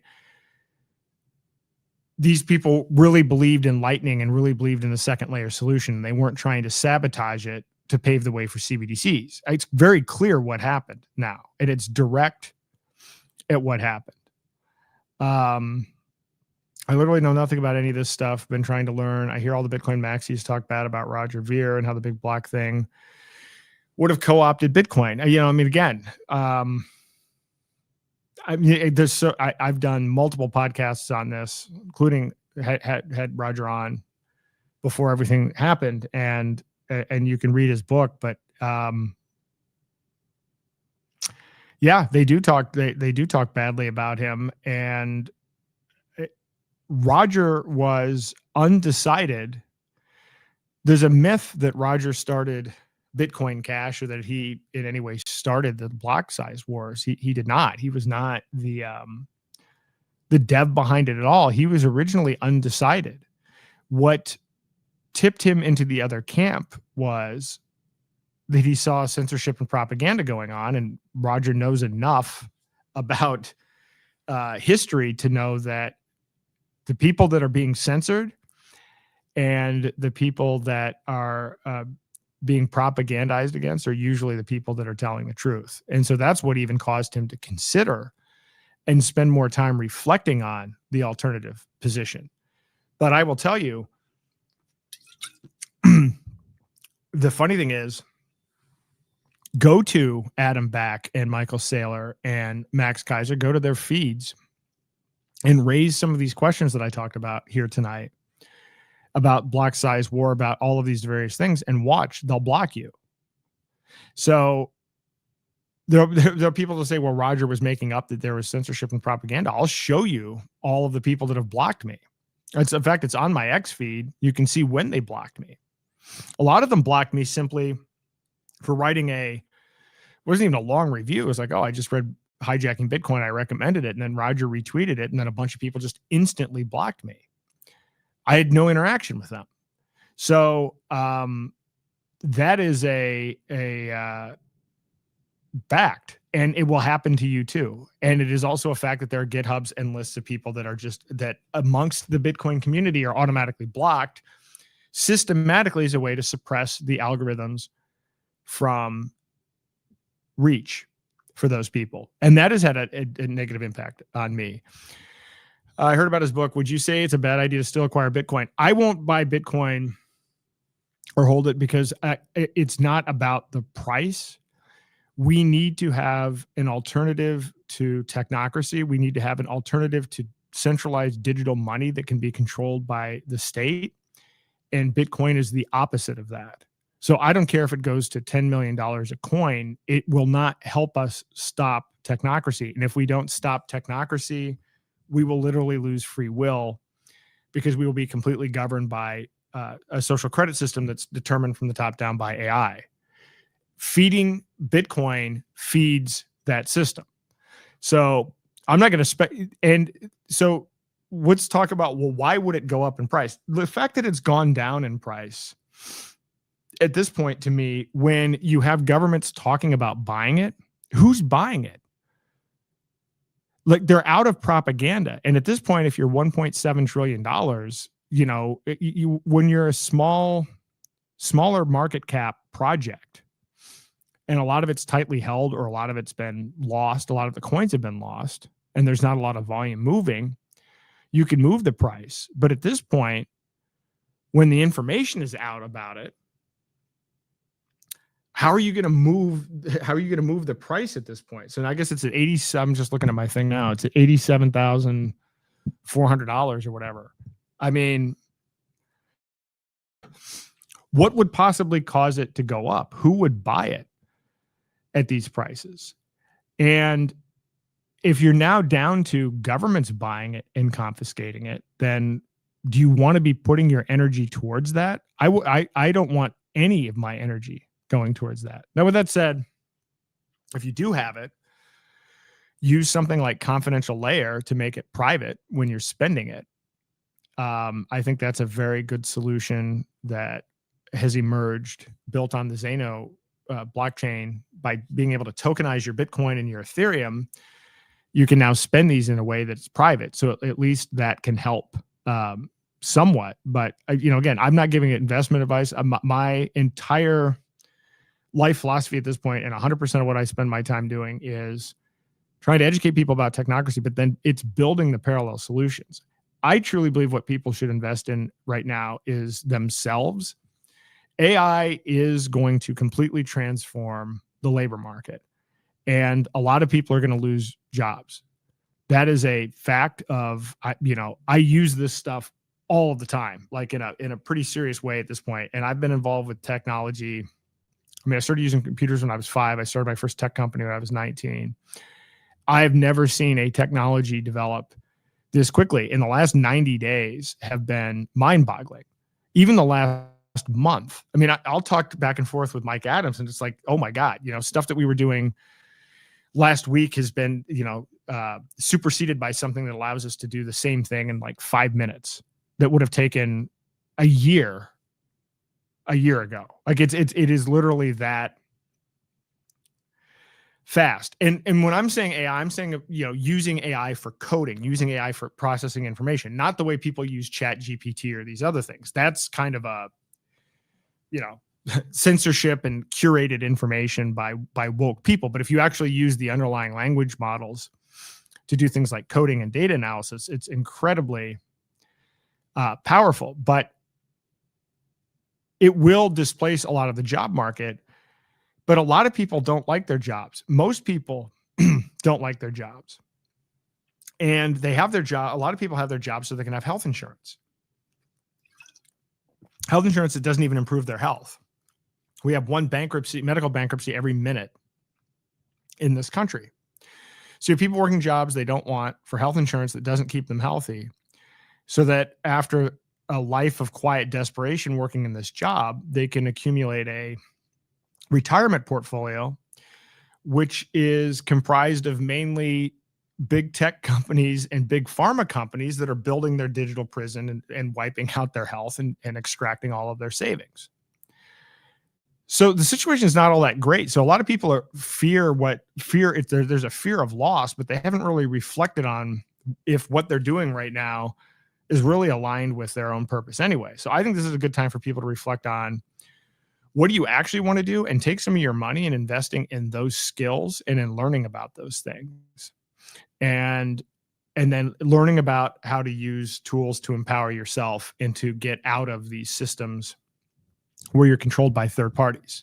That is the single best investment I think that people should make, because I don't think that there's a strategy here of knowing that every asset is a bubble, knowing that there's a technocratic agenda behind it all, and that these AI surveillance systems are being rolled out, digital IDs, CBDCs, and so forth globally, which I demonstrated with the Technocracy Atlas. That's the base case scenario. Things are not going back to the way they were, nor are they staying constant. They're moving in a very specific direction. So rather than do things out of fear or make investments based on what you think other people might do wrong, invest in yourself and invest in figuring out how to take back control of your own thoughts, actions, and emotions. To me, that's very simple. And that's going to be a different answer as to what that is for everyone. Although next year, some of the tools I'm going to roll out will help people to understand that. I'm working on something now. I don't know how or even when that's going to fit into this, but to try to show people one of the most valuable thing we actually have is time. Our time and attention. And if you were to actually record how your attention is being diverted and how your time is spent on a day-to-day basis, and then you could see visually, oh, wow, I'm giving up this much of my time and attention to these influencers or this big tech company or entertainment or whatever it happens to be. If you diagram that and you realize, hey, if I reclaim that time, what could I do with my life? And how could I direct my action? So to me, this is why I always say this is not a voting your way out situation, or even passively watching influencers debate on a point will fix nothing. But we can individually decide how we want to redirect our attention and our efforts. And we all have the ability to do that, despite the fact that institutions will try to convince us that we're stupid and that we're not capable of making our own decisions. That is blatantly false. Let me see here. I have some other comments here. Majority never read the white paper. That's true. Hospital is a dangerous place for a sick person to be. That's literally and objectively true. Based on the number of people that die from medical treatment itself. But the more you dig into it, and this will be part of the various aspects of these sites that we're putting together, but I went through some interesting exercises. If 50% of the people in the United States who have type 2 diabetes instantly cured themselves or cured themselves within 30 days, our hospital systems would be bankrupt. And I say that to say that there's literally an incentive against curing people. When you start to diagram how all of the money flows, there really is not a vested interest. You have people that they truly don't want some of these solutions to come out, or for people to start taking control of their health, because they view it as, well, we're going to lose jobs. And I'll start to share some of, I'm trying to figure out how to even present some of this information, but it's really, I had a healthcare company, and I spent some time figuring out how the money flows work. I like to reverse engineer things and understand incentive systems and business models. And healthcare is one of those things where once you understand how it works, you understand that no one truly benefits from making people healthier. And actually, but to the point where they will actively resist it, because there are trade associations that will go out of their way, and from their own perspective, doing it as we have to protect the livelihoods of these people, will go out of their way to make sure that things that could improve people's health are not either brought to market or even made publicly available as from a knowledge perspective, and actively suppressed using propaganda and censorship, kind of like what I'm saying has been going on with Bitcoin for quite some time. Sylvia says, Catherine also says cryptocurrencies were pump and dump scams. Well, okay, so there's yes and no. So I mean, the problem is, then I talk about this a lot, all fiat currency and all debt-based currencies fail. The average fails within 27 years. And even global reserve currencies fail. Usually, I think the last 5 after like 82 years or something. So most cryptocurrencies are pump and dump scams. A lot of these are blatantly meme coins. A lot of these things have no intended use case. They're actually Ponzi schemes. I mean, like a meme coin doesn't do anything. The only way it goes up in price is if other people buy it. But there are some cryptocurrencies that have some value, or there's some ways of using certain blockchain technology that is a dramatic improvement over all global fiat systems. And so it's not clear to me that state issued money is a particularly compelling idea, given that it's never worked. So I've talked to Catherine about this, and I agree with her on Bitcoin on certain aspects of it, but I don't agree that fiat currency is the answer either. And so I think we need to look for so you have to do your homework. So I always say it's the 99% of crypto projects that give the other 1% a bad name. It is largely bad. And then the ones that are good get targeted by the government because people don't want to give up control over fiat money, which is a scam.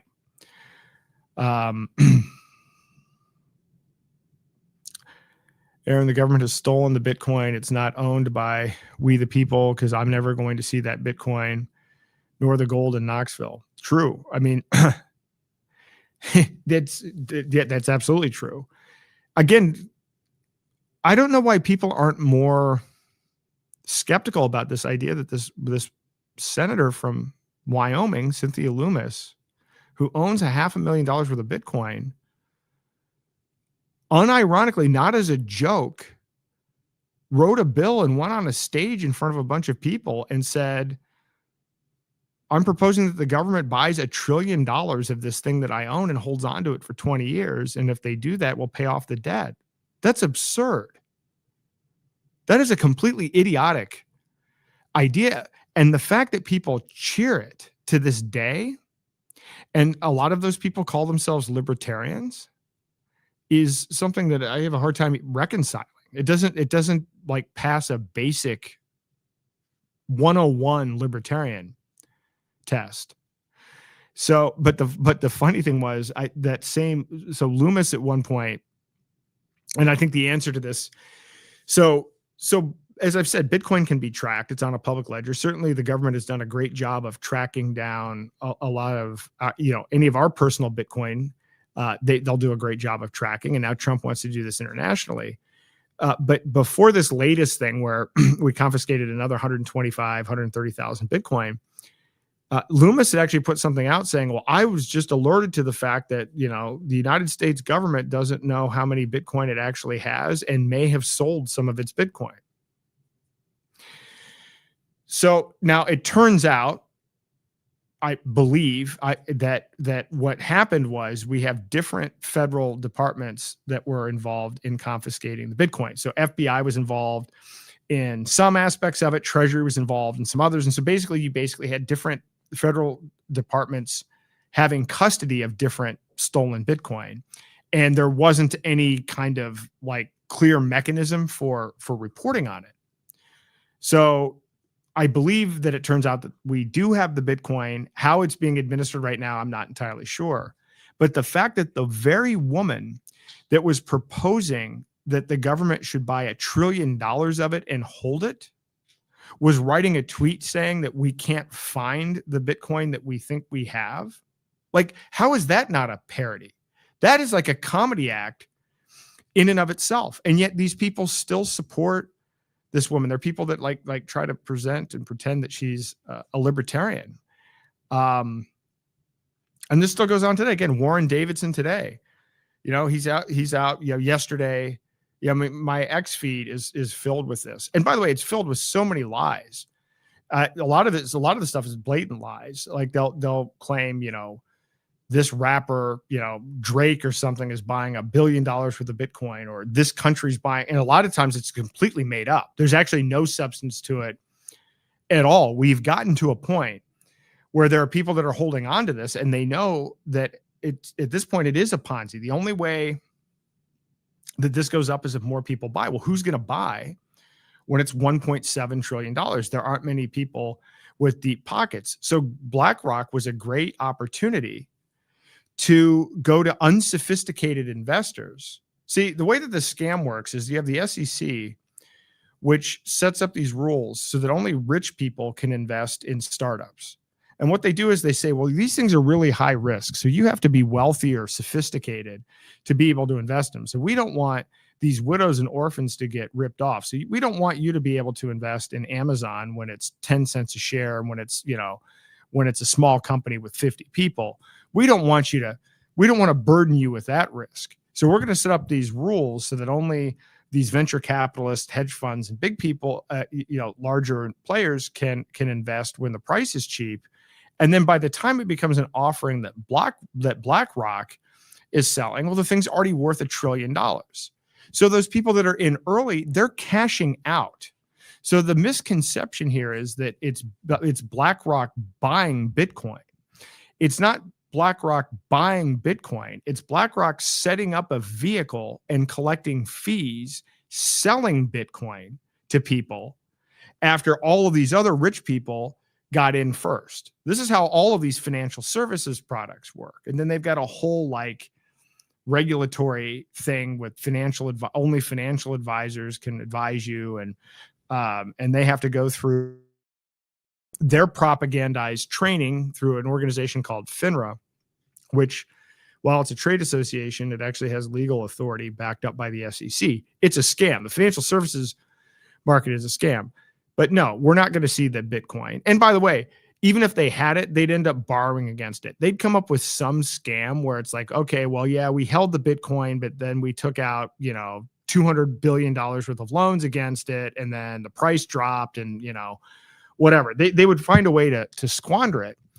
But the idea that somehow that they're going to buy this asset and it's going to go up and we're going to wipe out our debt, it just doesn't make sense. I've put together memes like this. Cynthia Loomis might as well take $1 trillion worth of taxpayer money and go to the roulette wheel. It's effectively the same concept. And so it's disgusting that libertarians support this. I'm part of my frustration with this is that I'm trying to warn people about the larger technocracy thing. And I know a lot of people don't know about it, and they should, which is why I'm going to continue to recommend Patrick Wood and Courtney Turner's new book and The Great Betrayal, but all of Patrick Wood's information and Courtney's information on technocracy, because it really spells out what's going on. And I think a lot of these libertarians just don't know, because the information, I mean, it took me a long time to find Patrick Wood's information, but once you do understand it, it's really hard to look away. FinCEN is involved. FinCEN stole my cryptocurrency in the 90s. You had cryptocurrency in the 90s? What cryptocurrency did you have in the 90s? The Bitcoin is digital assets where you can transfer country to country in a few seconds. I mean, yeah, I mean, you can transfer it country to country in a few seconds.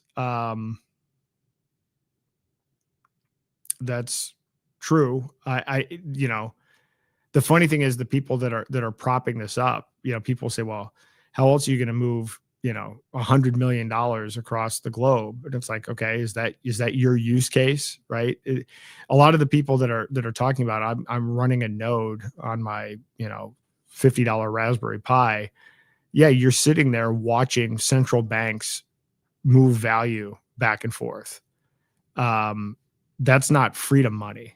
That doesn't actually benefit the people.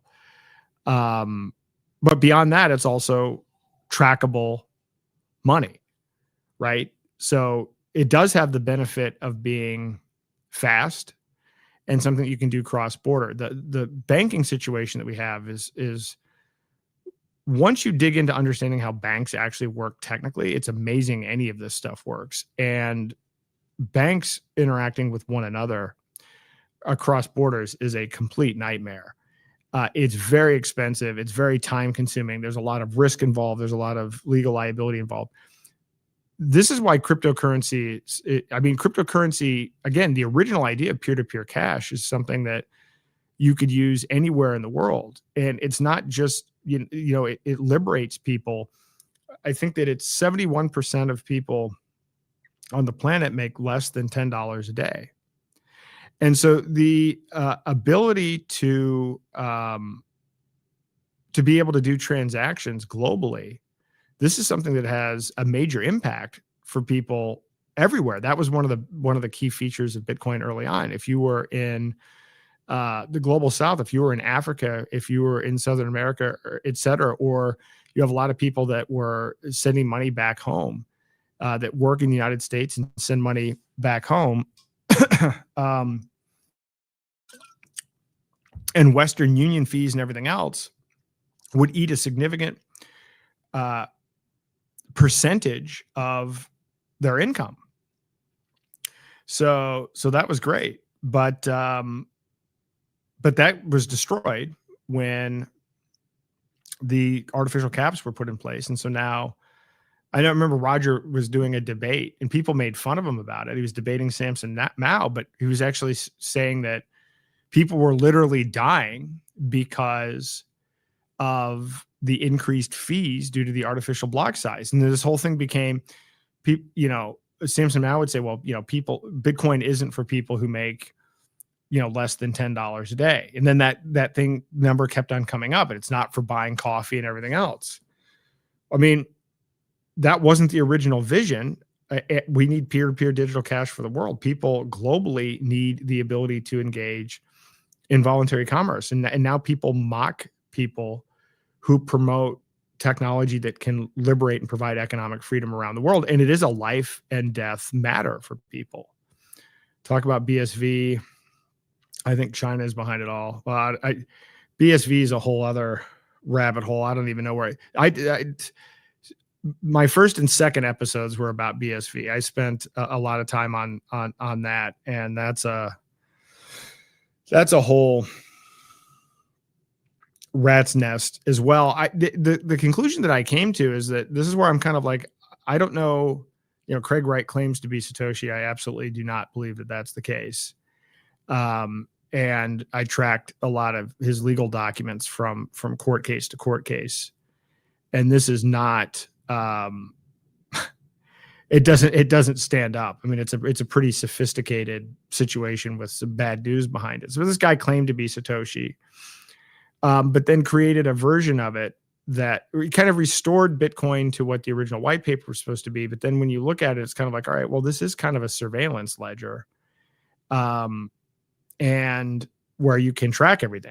So the transparent aspect of it. So then part of the idea was people started to sell themselves with BSV with, well, if you could really do a million transactions per second, then everybody will have to use it because it's more efficient. And that's such a naive understanding of thinking that central banks and others are going to pick technology because it's the most efficient. Our financial systems and even our capital markets don't work based on using the best technology. I mean, it takes like 3 days to settle a stock certificate. There's one company in the middle that like houses all of the physical stock certificates for publicly traded companies. A lot of the incumbent players, it's about maintaining control. It's not about efficiency. So somebody that comes up with something that says, well, hey, everybody has to use my system now because it's more efficient. And now all of a sudden governments and central banks are going to have to use my technology. And that means that now everyone is going to be transparent and everyone's going to be honest. That is like probably the lowest IQ take I've ever heard about how reality works. So that I think became an issue for me with BSV, but even the whole concept. And look, I've talked about other aspects of scams related to this. I did a whole episode on Jassara, and the debt jubilee. There's a scam that is ongoing that's been going on since before 9/11. And in fact, there were some people that came up with this theory that there was this guy that floated this plan that I guess he sent to Congress that nobody did anything about. He's just like any of a number of people that have come up with plans that said, hey, we need to eliminate all of the debt, and we need to kind of restructure the entire financial system. And obviously no one in Congress took him seriously, but somebody picked up on the idea after 9/11 and started the conspiracy theory that 9/11 happened because Congress was about to pass this debt jubilee. And so 9/11 was staged to stop this process of eliminating everyone's debt. So there's a national version of this. There's a global version of this. And I actually think there may even be like a continuation between this story and QAnon.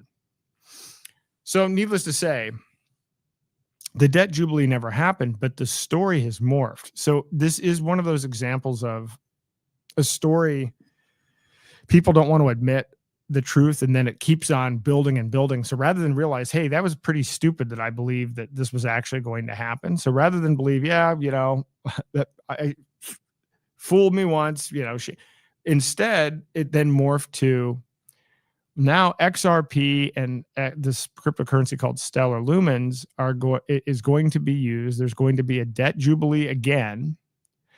And now the Bank of International Settlements, which is the central bank to the central banks, is going to be involved. And everyone's debt is going to be wiped out. And you're going to receive these tokens, these Ripple and Stellar Lumens tokens that are going to be backed by gold issued through the Bank of International Settlements. So people have been pushing this as a way to get people to buy XRP and XLM. Several things happened as a result of this. And I went online and I've watched a whole bunch of videos, and there are people that still push this. They have 50, 100,000 followers. Some of these people sell subscriptions to newsletters.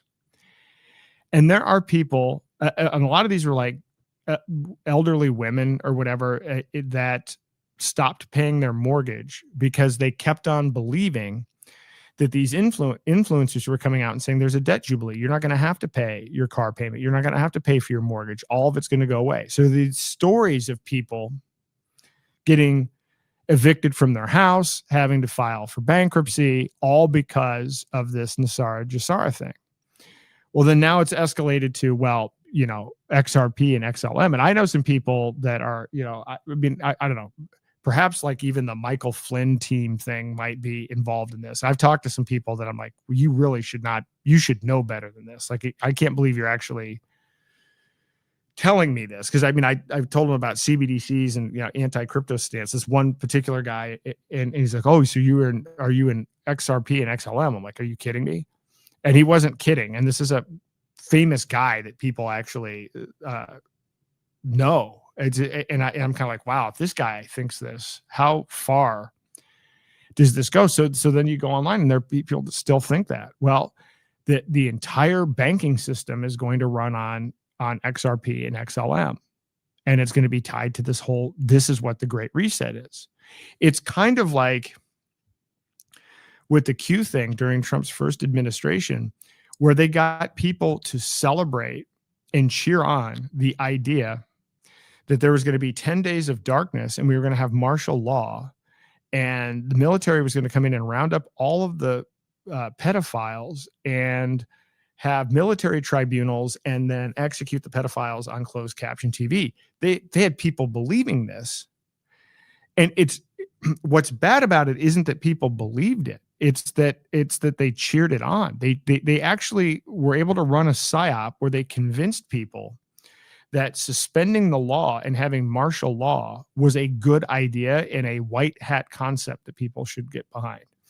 And so I think there's a dovetail with anyway, this whole crypto thing with this XRP, XLM. So they've gotten people to the point where people are buying and investing into these cryptocurrencies, expecting that every day, any day now, the Bank of International Settlements, and that now there's a new ISO standard, and the whole new system is going to run on this. And the thing that it's not going to happen, it's not being planned. It's a complete psyop. But what's worse is that people want it to happen and think it's a good idea. I've watched, and there's a religious guy that it promotes these ideas. I've watched multiple videos where they're on there saying, well, yeah, these are transparent blockchains, but one of the reasons that they're doing this is that, by wiping out the debt and having this new gold-based token on this cryptocurrency, we're going to be able to stop all of the drug trafficking and stop the mafia. And basically saying, if you have nothing to hide, you have nothing to fear. So I'm looking at this, I'm thinking, okay, this can't be real, right? And then I'm looking at the comments, and there's hundreds of comments, thousands of comments, and a bunch of people in there putting prayers in there. And I can't wait until, this happens, and, God bless you for this, and so on and so forth. And so now people are some of the same people that, well, probably not the exact same people, same kind of people that got evicted from their homes because they stopped paying their mortgage thinking there was a debt jubilee, have now invested in cryptocurrencies thinking that the Bank of International Settlements is going to wipe out their debt and give them a transparent token that can be tracked that's backed by gold. But then it gets worse. Then they pitch to the same group of people the idea that med beds are coming, and that there are these beds that you're going to be able to just sit into or lay down into, and it'll be able to cure all of your diseases, cancer and everything else. And it's this technology that they've been withholding, but any day now that's coming. So now, similar thing, you have these people that are not getting medical treatment because they think that this med bed technology is happening. And so I did a podcast on that. And the funny thing is it's really popular on Rumble. Excuse me, this whole concept of Nassara Jassara, there are more videos there than even on YouTube. So I post this whole thing that's a whole takedown of this idea, and I get people in the comments saying, oh yeah, no, this is still coming. And they obviously didn't watch my video. They were like promoting it. They're bots in the comments promoting people to buy XRP and XLM based on this. And so I don't know what to tell. After you see that, and then you see the hijacking of Bitcoin, it becomes, I understand why it's difficult. This is a challenging situation, right? Our current situation is surveilled and our currency's wrecked. Then we're moving into these other digital currencies that are surveillable, but then all of these politicians own them, and they're confusing and complicated to talk about. And then a whole bunch of other people that should have known better, that were libertarians, are continuing to push a myth about Bitcoin being an alternative. In the meanwhile, we do have this big centralized push towards technocracy, and everybody's fractured and then and many people off on these just harebrained, false, made up scams. So it is kind of hard to break through all of it. But let's see, law and lawful decisions and court procedures. Interpol was supposed to be the good guys. Yeah. I mean, how's that working out? I don't know. It's a challenge. It is a big challenge. I hope, I think the fact that I didn't get the emails out, and I know there are a lot of people that normally join probably don't even know that this podcast happened, but you'll find no Bitcoin maxis will join. I do have some interviews coming up, with some people that are more pro Bitcoin, certainly than I am. Although there are some people that are open to changing their mind, or at least talking about it. There's some people starting to question it. But I hope this was helpful, and I hope some of you do take some of these questions that I posed. And if it comes up, I think it'll come up over Thanksgiving, and I think it'll come up over Christmas. If nothing else, it is a national news story. The fact that Bitcoin, at least at this point, has crashed is coming up. I think that the Epstein stuff isn't going to go away. I'm wondering what distraction we're going to get from it, because it's going to be really embarrassing, and I'm sure they're going to redact a lot of it. But what has already come out with respect to Bitcoin is incredibly damning. I suspect there's a lot more. There are other things that's why I put together the Atlas and the graph thing and everything else, which I'm going to continue to expand, refine, make better, and make it easier for other people to contribute so that we can track this down. There are a lot of theories that are not, one theory is that Ghislaine Maxwell was heavily involved, and there's $1 billion early on Bitcoin transaction. There's a whole bunch of unsubstantiated information that may very well be true. I mean, I think it is true that she's one of the most prolific people on Reddit. There's a whole, but we really don't know the truth about the origins of Bitcoin. Dr. Jack Cruz is he's an interesting guy. He's a Bitcoin maxi. I don't agree with him on Bitcoin on that, but I'm wearing these red glasses because of a lot of his stuff. But the premise here is flawed. Yeah, there's the whole miners control the protocol, node runners do. I mean, again, none of this changes the fact that it's completely trackable, completely surveillable. It does 7 transactions per second. The node runners are kind of irrelevant. I mean, they're basically sitting there observing other people do transactions. I'm not going to go into all the details. I've done other podcasts about this. So you can search them at theaarondayshow.com because all of the transcripts are searchable, but go through all of the arguments here about, again, the concept of Bitcoin being freedom money and how it's being portrayed is nonsense at this point. Hopping Reaper says, what's happening behind the scene right now? Well, I don't know which scene. Yeah, I mean, Brian, I see you're there. Go back and watch the rest of the podcast, and go back and watch several of the other podcasts. We've talked about Lightning and all of the rest of this. So we've already gone through that. What's happening behind the scene right now? with Epstein and Bitcoin.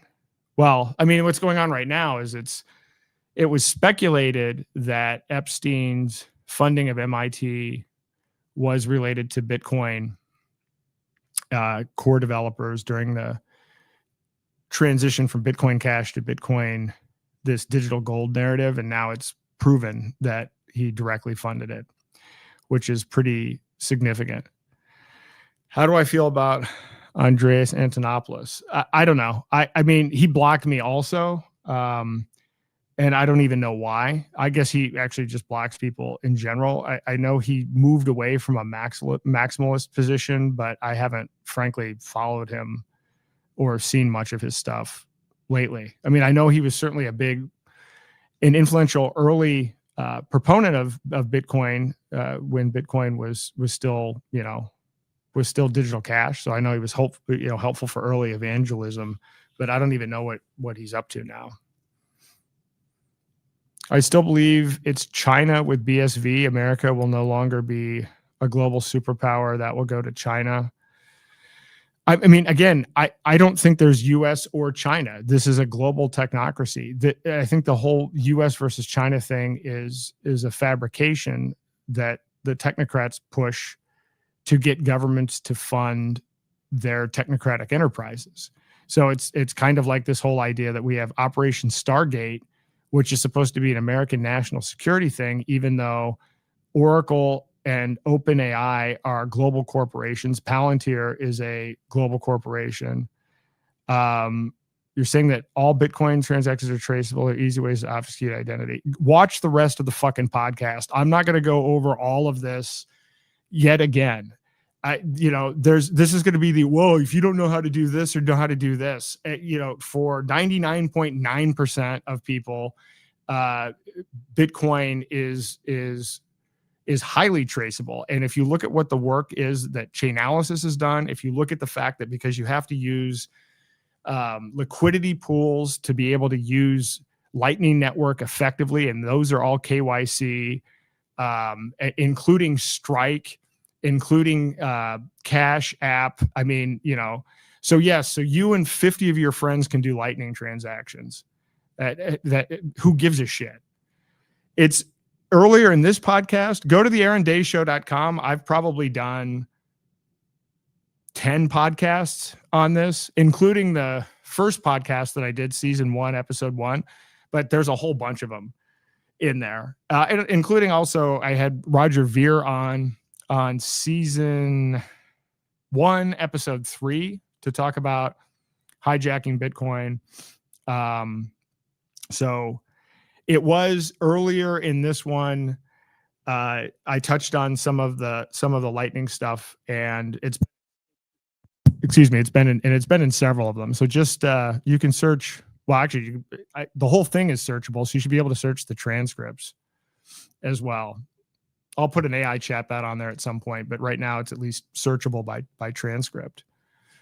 But the BSV thing and China, I mean, again, you have Oracle works with China, OpenAI works with China. You have SoftBank as an investor. The idea that it's this America self-security and defense thing is bizarre, but people buy into it. I mean, Trump's done a good job of hyping up the China thing.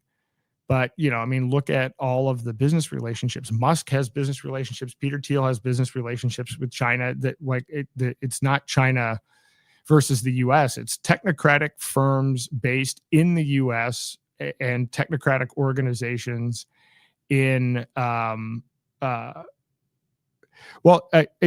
China that are vying for control of a global technocracy. Well, I understand how big that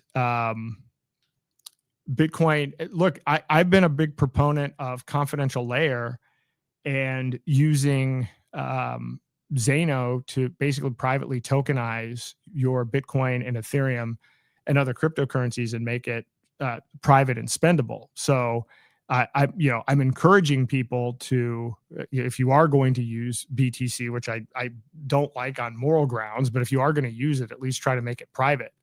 So I encourage people to look out for these things, but But broadly speaking, and I've actually also explained in many of the podcasts, I know a lot of people that have personally come to me that have been in either business dispute situations or divorce situations, and what's going on now with Chainalysis and the level to which Chainalysis has been able to aggregate information. In many ways, Bitcoin has become worse than using a bank account in terms of the ability for people to gain historical action or historical information about transactions. And so, again, I hope people use, I hope, the funny thing as even though there are now some emerging privacy solutions, a lot of people, since they're, buying these things through ETFs and everything else, they're not even looking at it as something that they're trying to spend, because the narrative has been predominantly hijacked into this digital gold narrative that you hold through third parties. So it's which is frustrating. Like, again, it frustrates me because we've lost a lot of time and we're losing a lot of time. And if we don't have private solutions, there's a way to make Bitcoin private and get people to start using it, then, great. But man, we don't have a lot of time at all, which is something I've been trying to communicate for a while, and will continue to do so. So, all right. Well, I'm probably gonna, my voice is starting to go on me here. So I'm probably gonna end this, but I guess it's not that early. I've just been going for 3.5 hours, but, I appreciate everyone for joining. Usually I do these on Mondays and Wednesdays at 6 o'clock, Eastern time. And we'll be skipping next week so that I can enhance the development of some of these sites. But the following week will be a great week. I'll have 2 new initiatives that we're going to launch. And then, we'll be well prepped for 2026, where hopefully we can start taking action and get people to stop believing in these, politicians and white knight saviors, because no one's going to save us. We've got to save ourselves. So with that said, have a great Thanksgiving, and thank you for joining. Have a good night.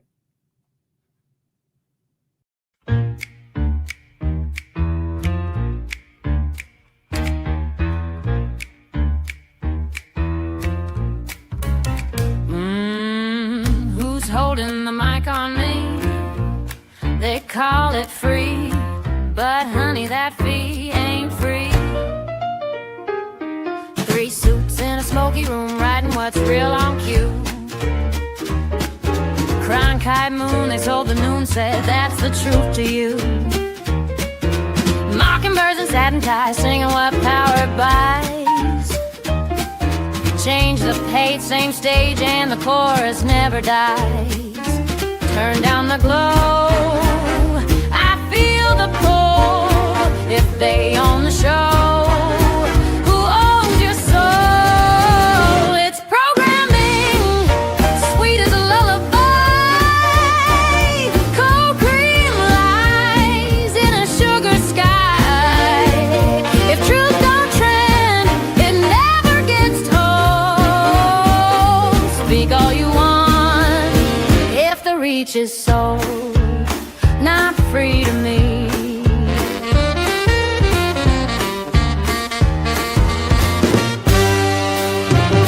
Red room, blue room, tailored rage on tap. 24 hours of thunder in your lap.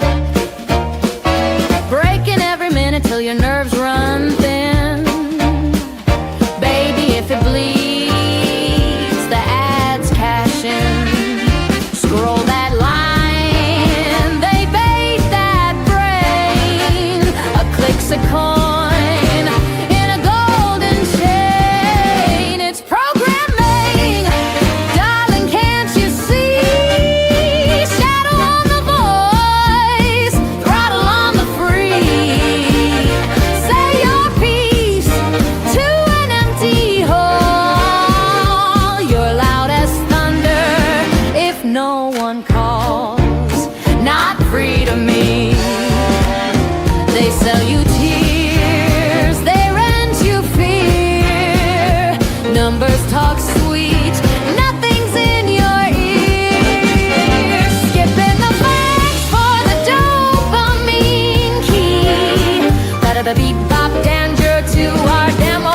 ICC.